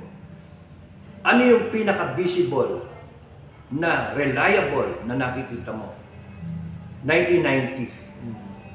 So, dagdagan mo ng 4 na to, yung 86, naging 1990 to 2024. Yung armed forces ng China, kaya i-challenge yung armed forces ng US. Imagine that. Wala pang 38 years. 34 years. Eh, ano nangyari sa atin? Wala. Talunan natin ang China noong 1986. Ano nangyari? Wala. Politika. Mga corrupt na tao. Kung 1986 tayo, panahon ni Marcos, kinakatakutan tayo ng China. Totoo. May mga jet tayo. May mga jet. May mga barko. 1990 pa lang nag-decide ang China that it will develop its armed forces and it will be able to fight a war that it can win. 34 years thereafter, it now challenges the US sa gera. Ilan yung barko niya? Patras kasi tayo. Kaya nga, why am I emphasizing that? 34 years of China from then. Makita niyo yung infrastructure ng China all over the world na kaya niyang gawin. Kaya niyang gawin. The biggest dam, the longest bridge, the tallest, etc., tallest building, kaya niyang gawin. Yung mega projects niya. Panoorin niyo sa TV, hanapin niyo, type niyo, mega projects of China. Litaw sa YouTube o sa Google. Tignan ninyo. Ano ba itong mga beho na ito na dating tinatawanan, mga tamopyo, ngayon lang hanip sila. Dati nang alam yung basta sinabing inchik, bakal bote, di ba? Oo, Chekwa. Chekwa, noon. Tingnan nyo ngayon sila. Titinda ng taho. Ano tingin nila sa Pilipino? Tayo ngayong tinatawanan nila. Pero tingnan ninyo, 34 years lang from 1990. Sige, pantay nyo na, 38 years. Why is it that a country, two countries, Philippines, China, both spend 38 years and we come out, kawawa tayo, sila, angat na angat ang buhay. Diba? So, ang gobyerno pa nila, komunista. Alam niya. Tayo dapat asenso kasi tayo, kapitalista, democratic, capitalist. So, something is terribly wrong. Okay. Kaya nga yung sinasabi ko, yung mga kontra, abay, manigas kayo. Kasi alam nyo, taong bayan, ang dapat lang mangyari, kayo on the specific time, specific event, the specific scenario, you all want it. Ayaw na namin ng ganito. Gusto na namin pamana yung Pilipinas sa mga bata, sa mga anak namin, sa mga apo namin, na magandang-maganda, na pinagmamalaki nilang Pilipino sila. Yung pag sinabi mong Pilipino, what comes to your mind? Yung, parang marketing. When thinking of Filipino, what comes to your mind? Wala. Dahil pagka sinabing, when thinking of Americans, what comes to your mind? Ganda, important yun eh. Mga Amerikano, may yabang, di ba? May confident. When thinking of Chinese, what comes to your mind? Copycat. Ganun ang inisip nila kasi merong Louis Vuitton, meron din sila. Di ba? Louisiano Vuitton. So, when thinking of Filipino, what comes to your mind? OFW. Yeah. Yun yung isipin, yun yung kwento, yun yung pangit eh. Mabahante lang tayo. Tusan tayo. Ang hanap buhay natin, ang ini-import natin sa ibang bansa, mga Pilipino, mga nagtatrabaho. Which drains our listen the best. Listen the best. Hindi nare-retain sa bansa natin para pakinabangan. Anong nangyayari? Why do you have to go out? Because walang opportunity. You see, kagagawa ng politiko eh. Kagagawa ng politiko. And we have 38 years to show for it. No? Ang pinaka, recess is yung Duterte na time. Yun yung gumanda ng konti noon eh. Pero, paikot-ikot lang tayo. So, pinagmamalaki nga nitong mga kongresista na nagsusulong ng charter change. Yung economic provision, kaya na gagawin yun para makapag-invite sila ng mga foreigners, trillion ang bibigay na puhunan dito sa bansa natin, kikreate ng trabaho, at yung nga sabi ng kongresista na yun, ayaw nyo bang magbalikan dito yung ating mga OFWs para dun sa... The one that person speaking is, ano ba yun? May doctorate ba yun? Galing daw siya ng Vietnam, nakita raw niya sa Vietnam yung pangyayari doon na ginawa ng Vietnam kaya sila umasenso, nag-invite sila ng mga investors, pinaluwag nila yung batas At nakita nga raw niya doon sa Vietnam yun. Eh, Nasa Vietnam daw Ang siya. problema nga natin is yung ugali natin, yung corruption, yun. Papasok yung pera and then matuturn off sila kasi bago pa sila gumagastos Ang dami na corruption. ang dami ng korupsyon. Yun nga. Sa mga permit pa lang, korupsyon Yun nga, na. isa pa. Kuryente ang mahal, tubig ang mahal, mga infrastructure wala, Ang dami. internet ang bagal. Ano ba? Yung economic provisions na yan, kalukuhan yun. Imagine mo, Sir Dado, yung isang kapitbahay namin doon. Nagtayo ng isang tindahan. Ang kanyang mga produkto doon, konting dilata, konting mga candies para sa mga bata, mga tinapay na konti-konti. Tapos, ang nangyayari, nagre-reklamo. Bakit kami nagre-reklamo ng maliit na tindahan? Kailangan, pinuntahan siya ng barangay. Kumuha ka ng barangay permit. Tapos, nakakuha siya. Eto na naman yung munisipyo. Kumuha ka ng business permit galing sa munisipyo. Tapos, merong pupunta sa kanya, nagtatax map, kailangan kumuha ka ng DTI. Ang dami, maliit na tindahan. Imagine mo. Hindi tulungan yung maliliit na negosyo dito sa ating bansa, kundi business permit sa barangay, business permit sa munisipyo, tapos kukuha ka ng DTI, marami. Tapos palpak pa yung natin, mining laws natin, ewan ko kung na-correct na. Ang laki-laki ng kukuhanin dun sa kung saan yung area ng mining. Tapos yun napupunta sa kanila, kukunti, bago sila malalandslide. Yung ba yung sa ng Mindanao? Oh, mining area yun. Oo, Mindanao. Kaya nga, we are in one deep shit talaga na kung titignan ninyo. And the only way na makokorek yan is for millions of Filipinos to rise up and say na ayaw na namin ang ganito. People's Revolution na peaceful, hindi yung sinasabing na style na French Revolution, Chinese Cultural Revolution. Yung mga madudumi isip na mga tarantadong Pilipino, isip gagong pagka sinabi kasing revolution, bakit yung people, it's a power people revolution, ano naman yun? Peaceful naman. Yearly natin sineselebrate yun. Yung sineselebrate naman natin yung mga mga ninuno natin ng mga sila Andres Bonifacio. You know, walang masama yung nandun yung sense of yung nationalism. Ang natin, we have to do something na titigil yan lahat. Kaso hindi. So hanggang sa akin, mini-maintain ko, hanggang hindi tayo tumayo as a country, as a Filipino people, to stop corruption, to stop what we are, stop the bad governance, the abuse of power, the arrogance ng mga politicians. You know, isa pa, kung saan yun, basta dapat meron tayong political academy, no?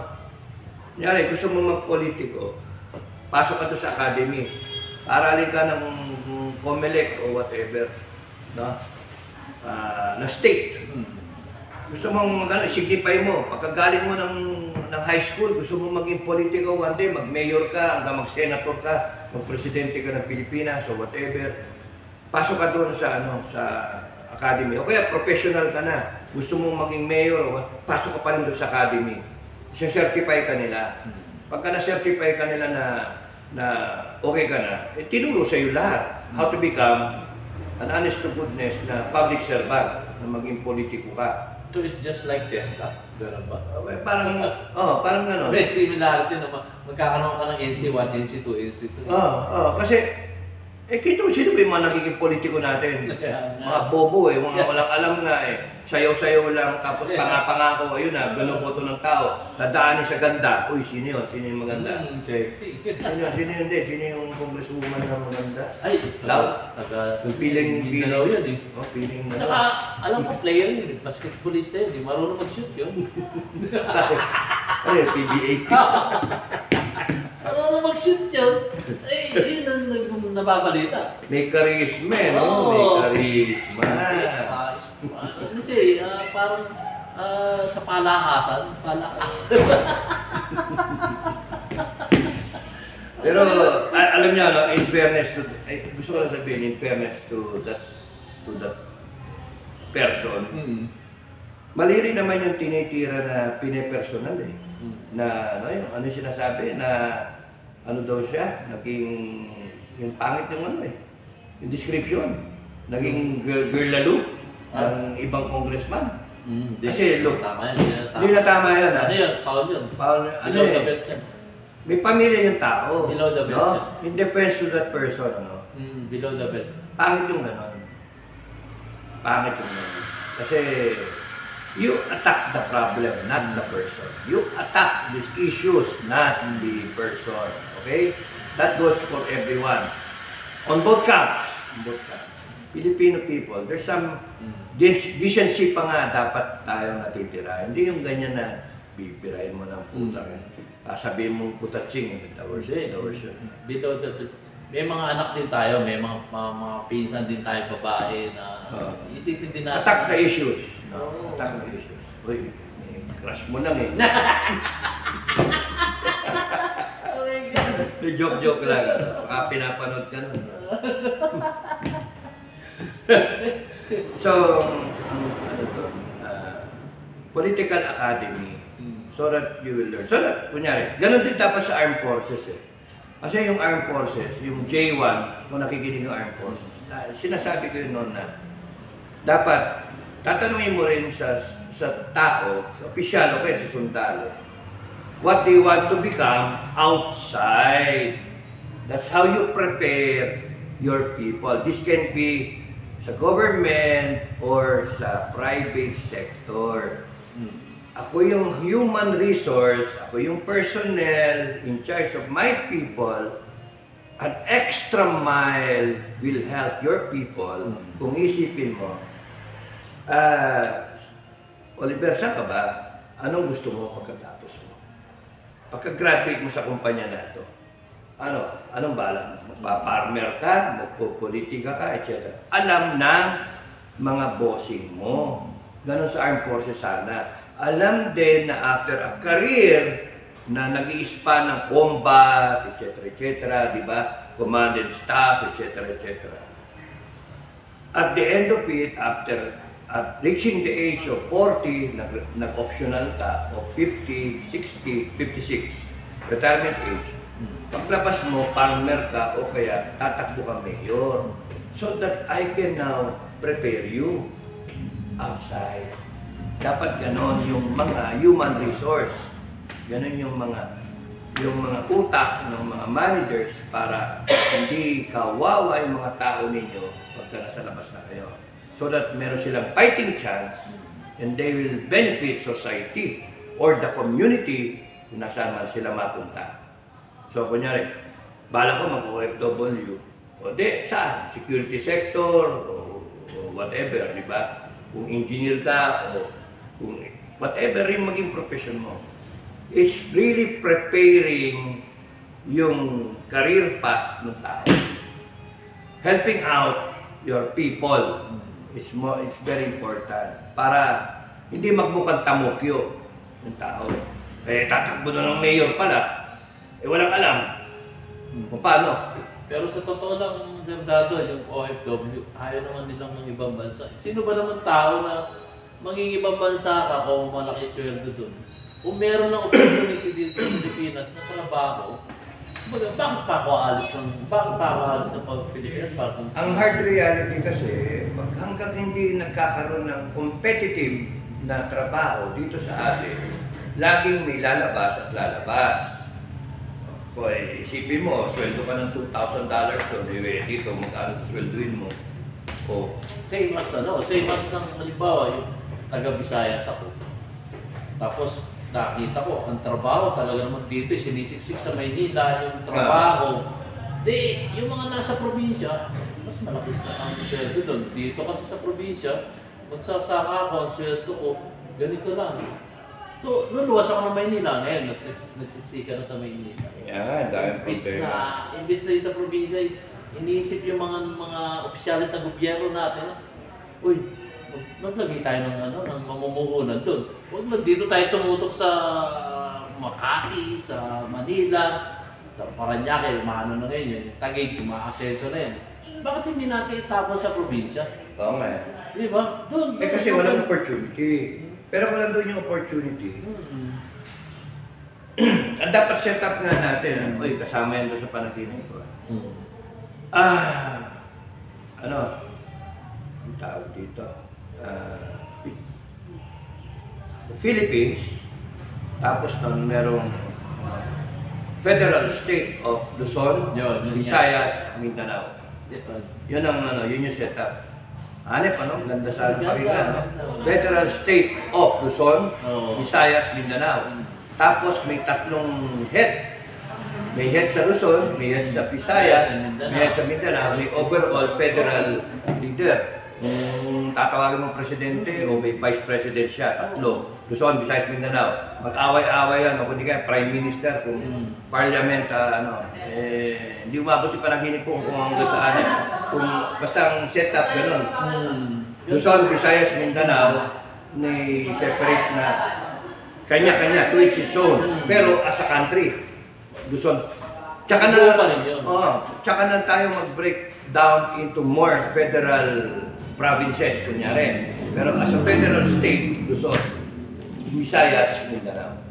So may iwasan yung mga ano na yan. And then, kaya nilang i-chart yung kanya-kanya. Yun nga ang point ko dun eh. Pwede ka mag-desisyon sa Luzon. Kahit tayo, magpapasenso tayo, Visayas, tayo.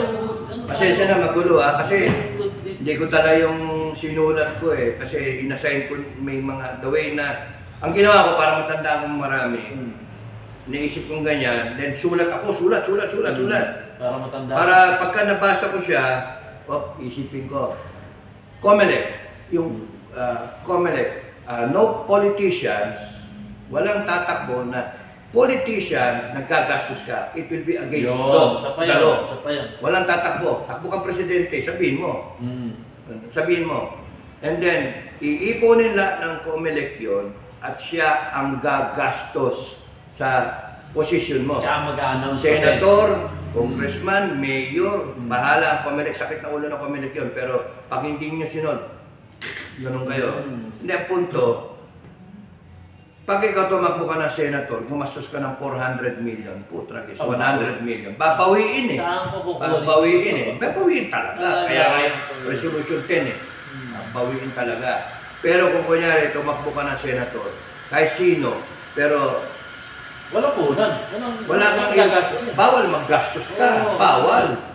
Gobyerno nagagastos. Gobyerno gagastos. Equal footing. Oo, tama. So, pareho kayong may debate, basta bahala yung COMELEC mag-schedule na. Tapos kami rin magbibigay ng ads Pati yung social media mo, i-regulate yung lahat na yun. Walang lamangan, pare. Yun yung state policy.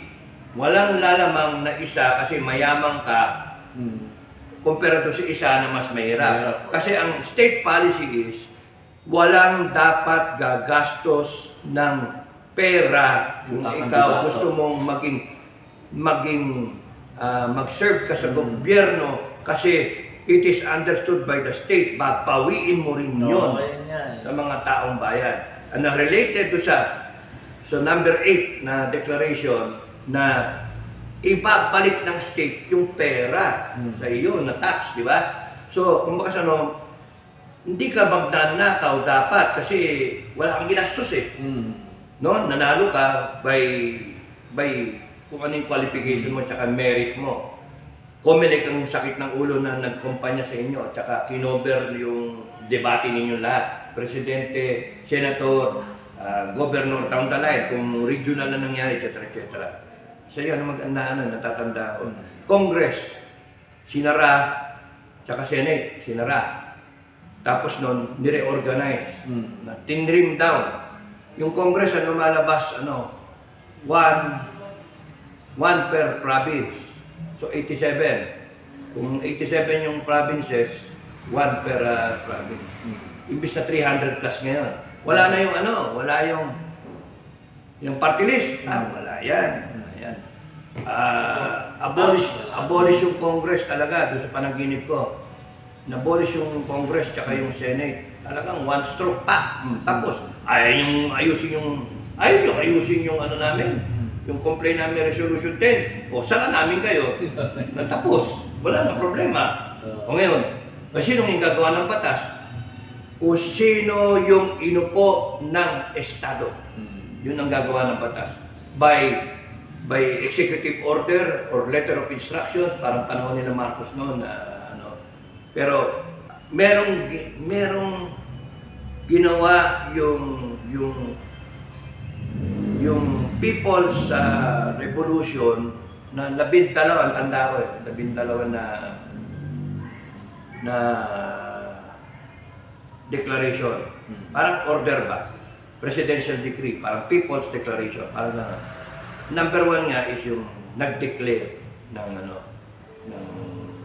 grabe panaginip yun, ano? Hanip eh. Ganda yung panaginip. Kaya i-share ko, buti nga, napagkukwentuhan kasi nga, I'm trying to recall nga everything and then put it in one blog as part of my, doon sa kabila ko na Pero mahaba yan, sandado. hatiin ko. Pwede mong hatiin yan, ano ba? Naka-isang oras na. Kasi mahaba yan, tingin ko mahaba yung magiging, yung...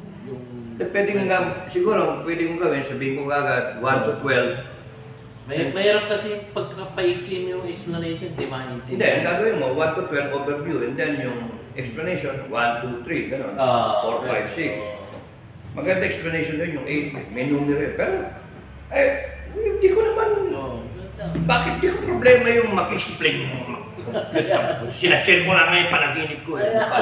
Hindi yung let the mathematicians do it. Ang sa akin, nag-try ako mag-compute eh. Kasi kung isusoli ko sa iyo 1 million or 2 million, kung 10 million kayo at age 40, then that's about 20 trillion. Tama ba yun? Benefiting by 20 trillion. Susoli ko. So ibig sabihin, but in 20 years from now, from the date of start nung policy na yun, na kailangan at 20 years, meron akong babayad sa'yo. More than that. Kasi may susunod pa. But if I get things going, may mining, may export, we're producing the number 1 producer ng whatever, di ba? 20 products, for example, wala. Banana. Number 1 tayo sa banana. Number 3 tayo ng banana. Coconut. Coconut, pwede yun. Tapos, hindi naman po pwede mining. Maraming pwede natin produce. So, it's just a matter of... Pineapple. Ang dami rin yan. Sa Mindanao, ang dami taniman ng pineapple. kaya high value. Kunyari spices, ganun ba. So, it's just a matter of sitting down with the right people. Okay, educate me. Educate me. Ito yung gusto kong mangyari. O, ito yung, kung sino gusto mag-lead ng natin, bansa natin.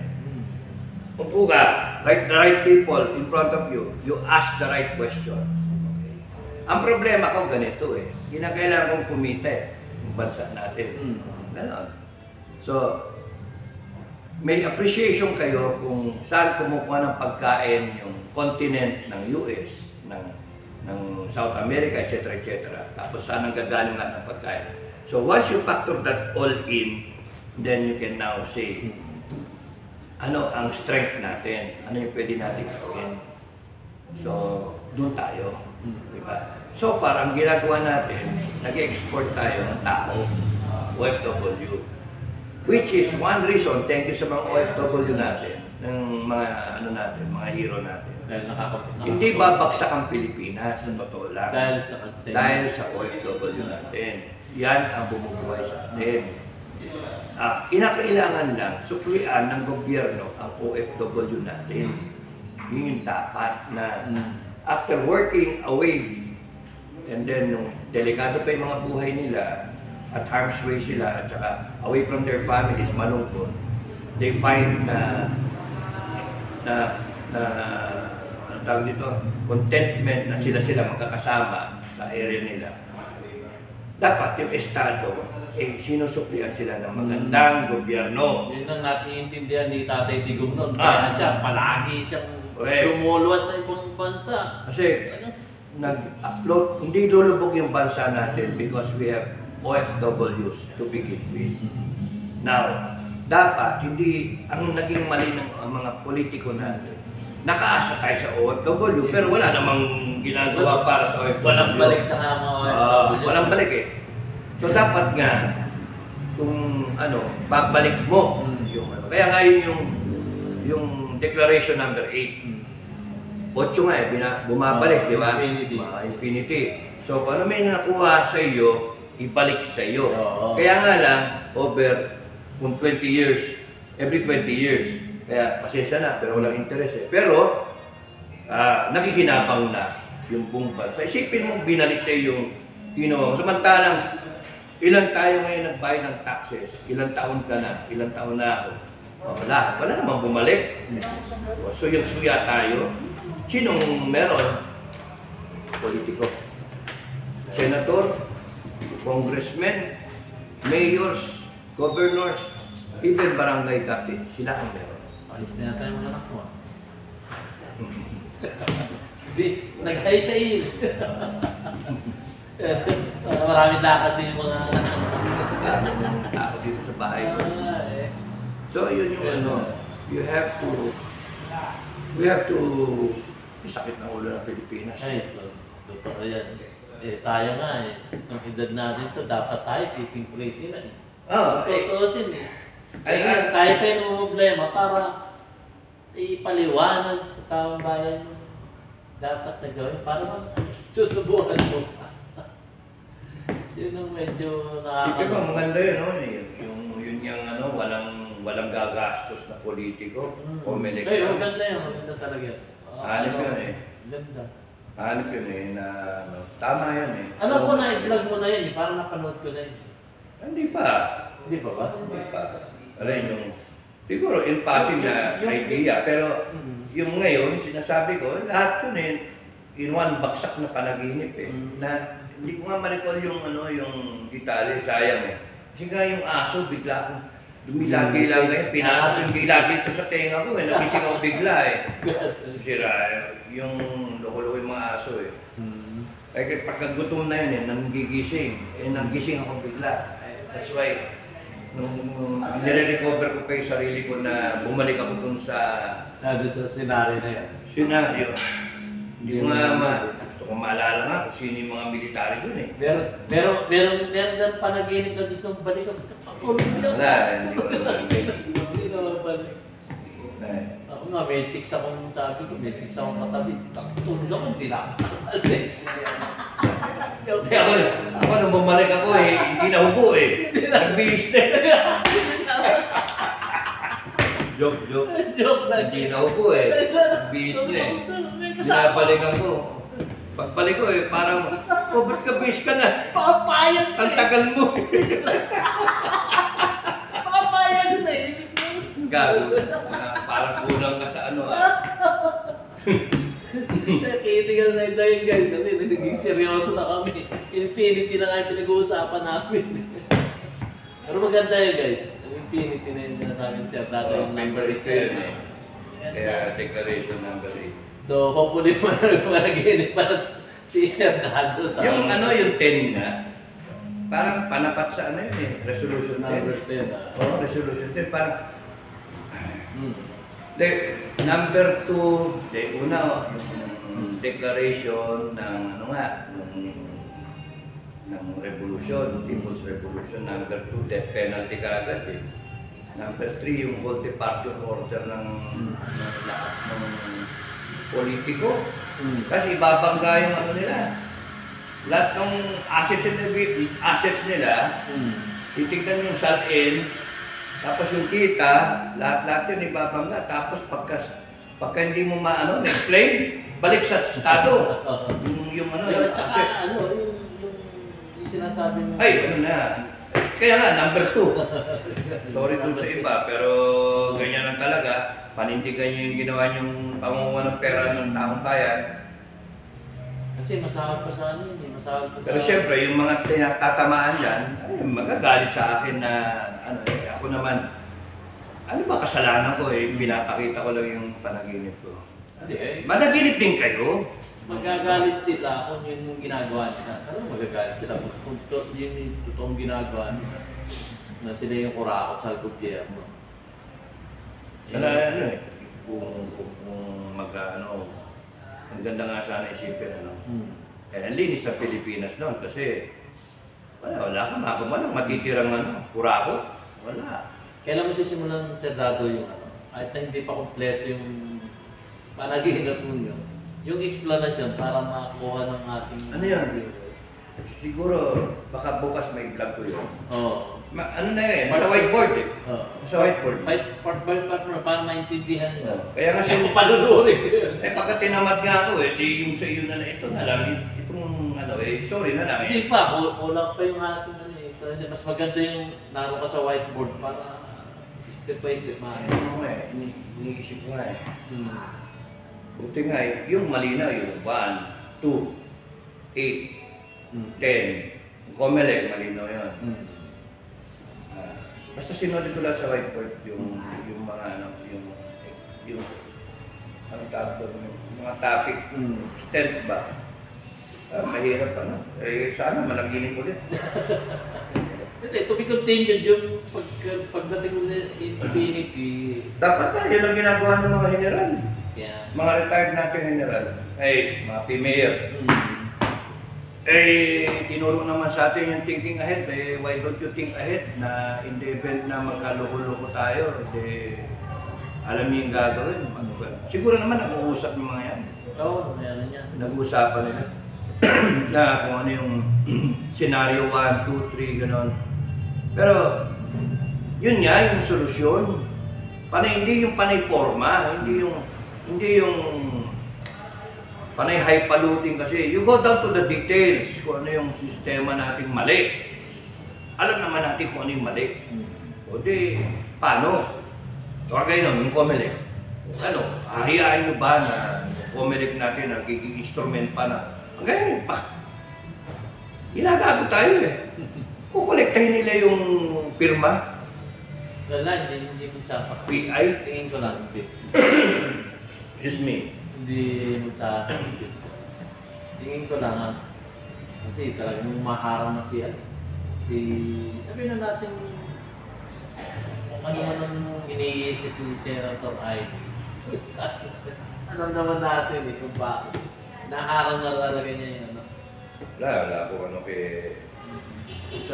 yung misis ko,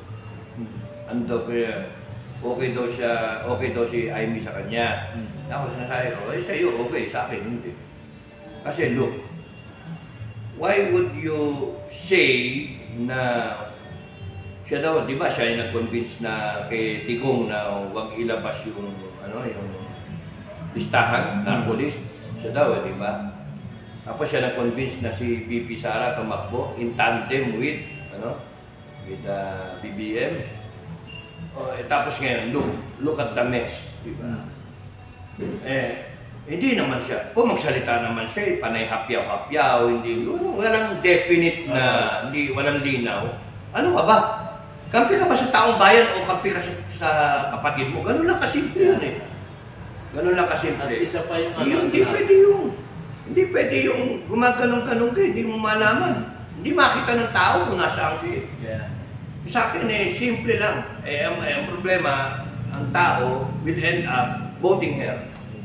Kasi tao eh. Ang daling mabola eh. And then, you might see, kung matuloy yung 2025 election, you will see Senator Amy.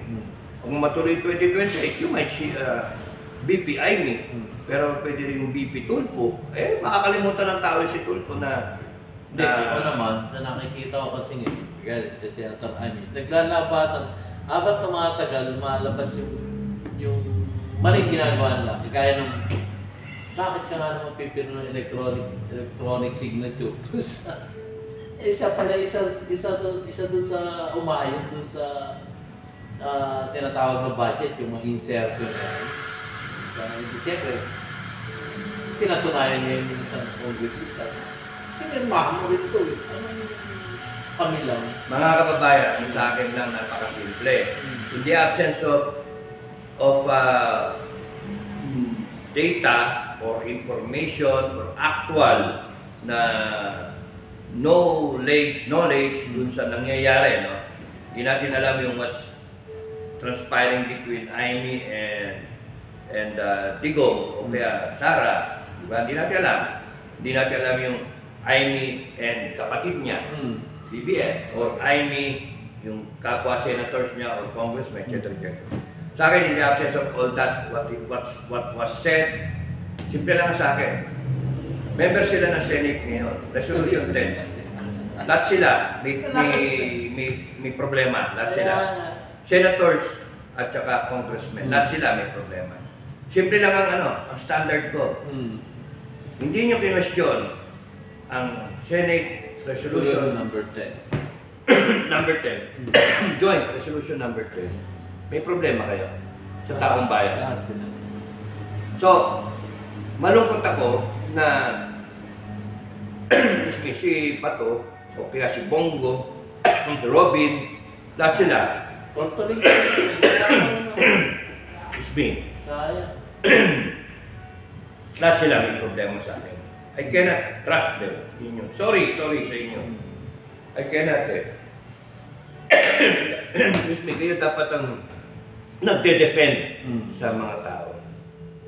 Pero, resolution 10 simple. Dami yung pinag-usapan. Wala. Doon lumalabas na kinain ng sistema, kaya nga ayaw maging senador. Kung kaya si Tulfo, inimbestigahan yung PCSO. Yun nga, isa pa yun. What happened? Wala. Kaya nga, again, in the absence of ano ba nangyari, meron bang 1 billion na sinasabi na tsaka yung 400M na sinasabi ko ano naman, doon sa isa. Well, hindi natin alam, we have no proof, di ba?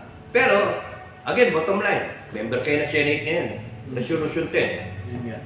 Yun lang, hindi nyo ayusin di ba? Isang question. Every month, liquidation na walang resibo. And for me, offension. Offension sa akin. Sasabihin nila sila honorable, majestic. Magkano natatanggap? Alam mo ba magkano natatanggap ng isang senator sa kada buwan? 200 million. Hindi, isang buwan. Isang buwan ba? Isang buwan, magkano? How much does a senator receive in 1 month? Meron bang 20M? 40M? Wala. Ha? Wala. 10M? Yung sweldo nila? Lahat, MOE. 300,000 sweldo. 300,000 sweldo. O, MOE. Yung MOE, resibo nga. Walang resibo Wala. May extraordinary pa. Di ba may lumilitaw pang extraordinary? Oo nga O, paano? Naalaman ko lang yun kay Atty. Harry Roque. Pucha, may extraordinary pa pala sila. Imagine, ang daming ang daming na pera. Pahingi! Ang masakit doon, hypothetically, meron ka 10M in a month, in a year, 120 million. Wala pa doon yung mga ibang benefits naman. 120 million. 6 na taon, magkano? 120 times 6. 6 times 2, 12, 6 times 1, 6, 7. 720 million. Tapos tatakbo ka, second term. Almost 1 billion. O may 1 billion ka. Oo. Nako. Kaya nga, yung pangalawang takbo mo maganda. Kasi kilala ka na Hindi mo na kinakailangan gumastos ng ganang malaki. At marami pang mag-donate doon. Yung mga donation niya. Kasi nakukuha nila yung paglabi sa'yo So, magkano naman yung... Kaya nga tapos ang daming tumatakbo. Kaya nga yung lintik na yan talaga. Paano mo ayusin yun? Wala. Nakakalungkot na bansa. Yun. Kaya nga, hindi pwede na people power na now.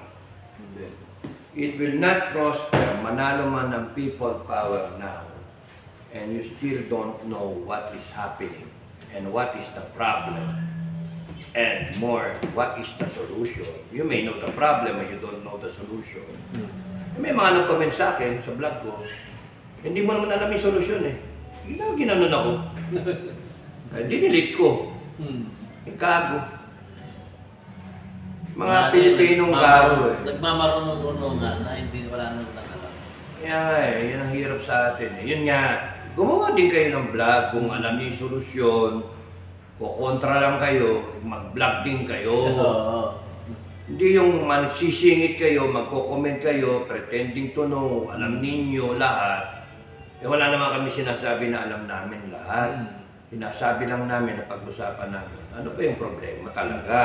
Ano ba yung solusyon? Na hindi nga namin sinasuggest na gawin yung solusyon. Para sa amin, yun yung pananaw namin, yun ang solusyon. Kami nagsusuri. Wala kayong walang mangyayari sa Pilipinas naman talaga pagka ganyan tayong watak-watak na kanya-kanya tayo. Pero I think yung mga ganun tao, mga pakawala yun. Pakawala yan. Eh yun nga, ganun pa rin. Nagugulo. When you have Filipinos na ganun ang ugali, ganun ang utak, eh talagang walang... Ang sarap pagpapatayin lahat ng mga yan. Kasi, mga kung tayo nag-iisip at gano'n ang magiging pananaw natin, hindi gano'n ang mga pangkaraniwang mga Pilipino, wala ka namang alam eh. Yun, ang sa aking sariling analisa doon, pakawala yun. Meron nga dyan, may nag-comment pa sa akin dati. Oh, kapitan ka. Oh, ba't ngayon ka lang nagsasalita? Anong ginawa mo? Sabi mo, tanda ka na, gano'n. Tapos nun eh, anong ginawa mo? Ba't hanggang ngayon tahimik ka pa? Bakit ngayon ka lang nagsasalita? Eh, gago ka pala eh. Eh, siya kayo mo gusto magsalita. Bakit? Meron bang sinabi sa batas natin na as early as 20 years old, 30 years old, magsalita ka? Gago. Ulo mga ano eh, di ba? Kaya nga, mga bayaran kasi, and now, you know, yung mga bayaran ano, at lalo na kayo sa government, what makes people think the kind of people you are in government when you destroy the moral fiber of society, of people. Nag-aaway magkapamilya, nag-aaway mga magkakaibigan, nag-aaway yung magkakapwa-vlogger, no? Because nagpapayad kayo para siraan yung kapwa. Anong klase kayong mga tao? Mga wala kayong utang na loob, mga wala kayong ano. And then, you are sheer evil na mga tao. Kaya, good luck sa inyo, mamamatay kayo. Talaga. Ako, alam ko sa langit ako pupunta. Sure ako na sa langit tayo pupunta. Pero itong mga walang yan to, ay good luck sa inyo. I'm so happy na that gives me comfort knowing na kayong mga walang niya sa gobyerno, you will burn 1,000 years sa lake of fire, and that's not even hell. Not even an eternity of suffering. Eh, candidate kayo kasi 1,000 years of hell, ano na kayo, yung lake of fire. Kasama niyo si Satanas. Pero it is so comforting to think na itong mga walang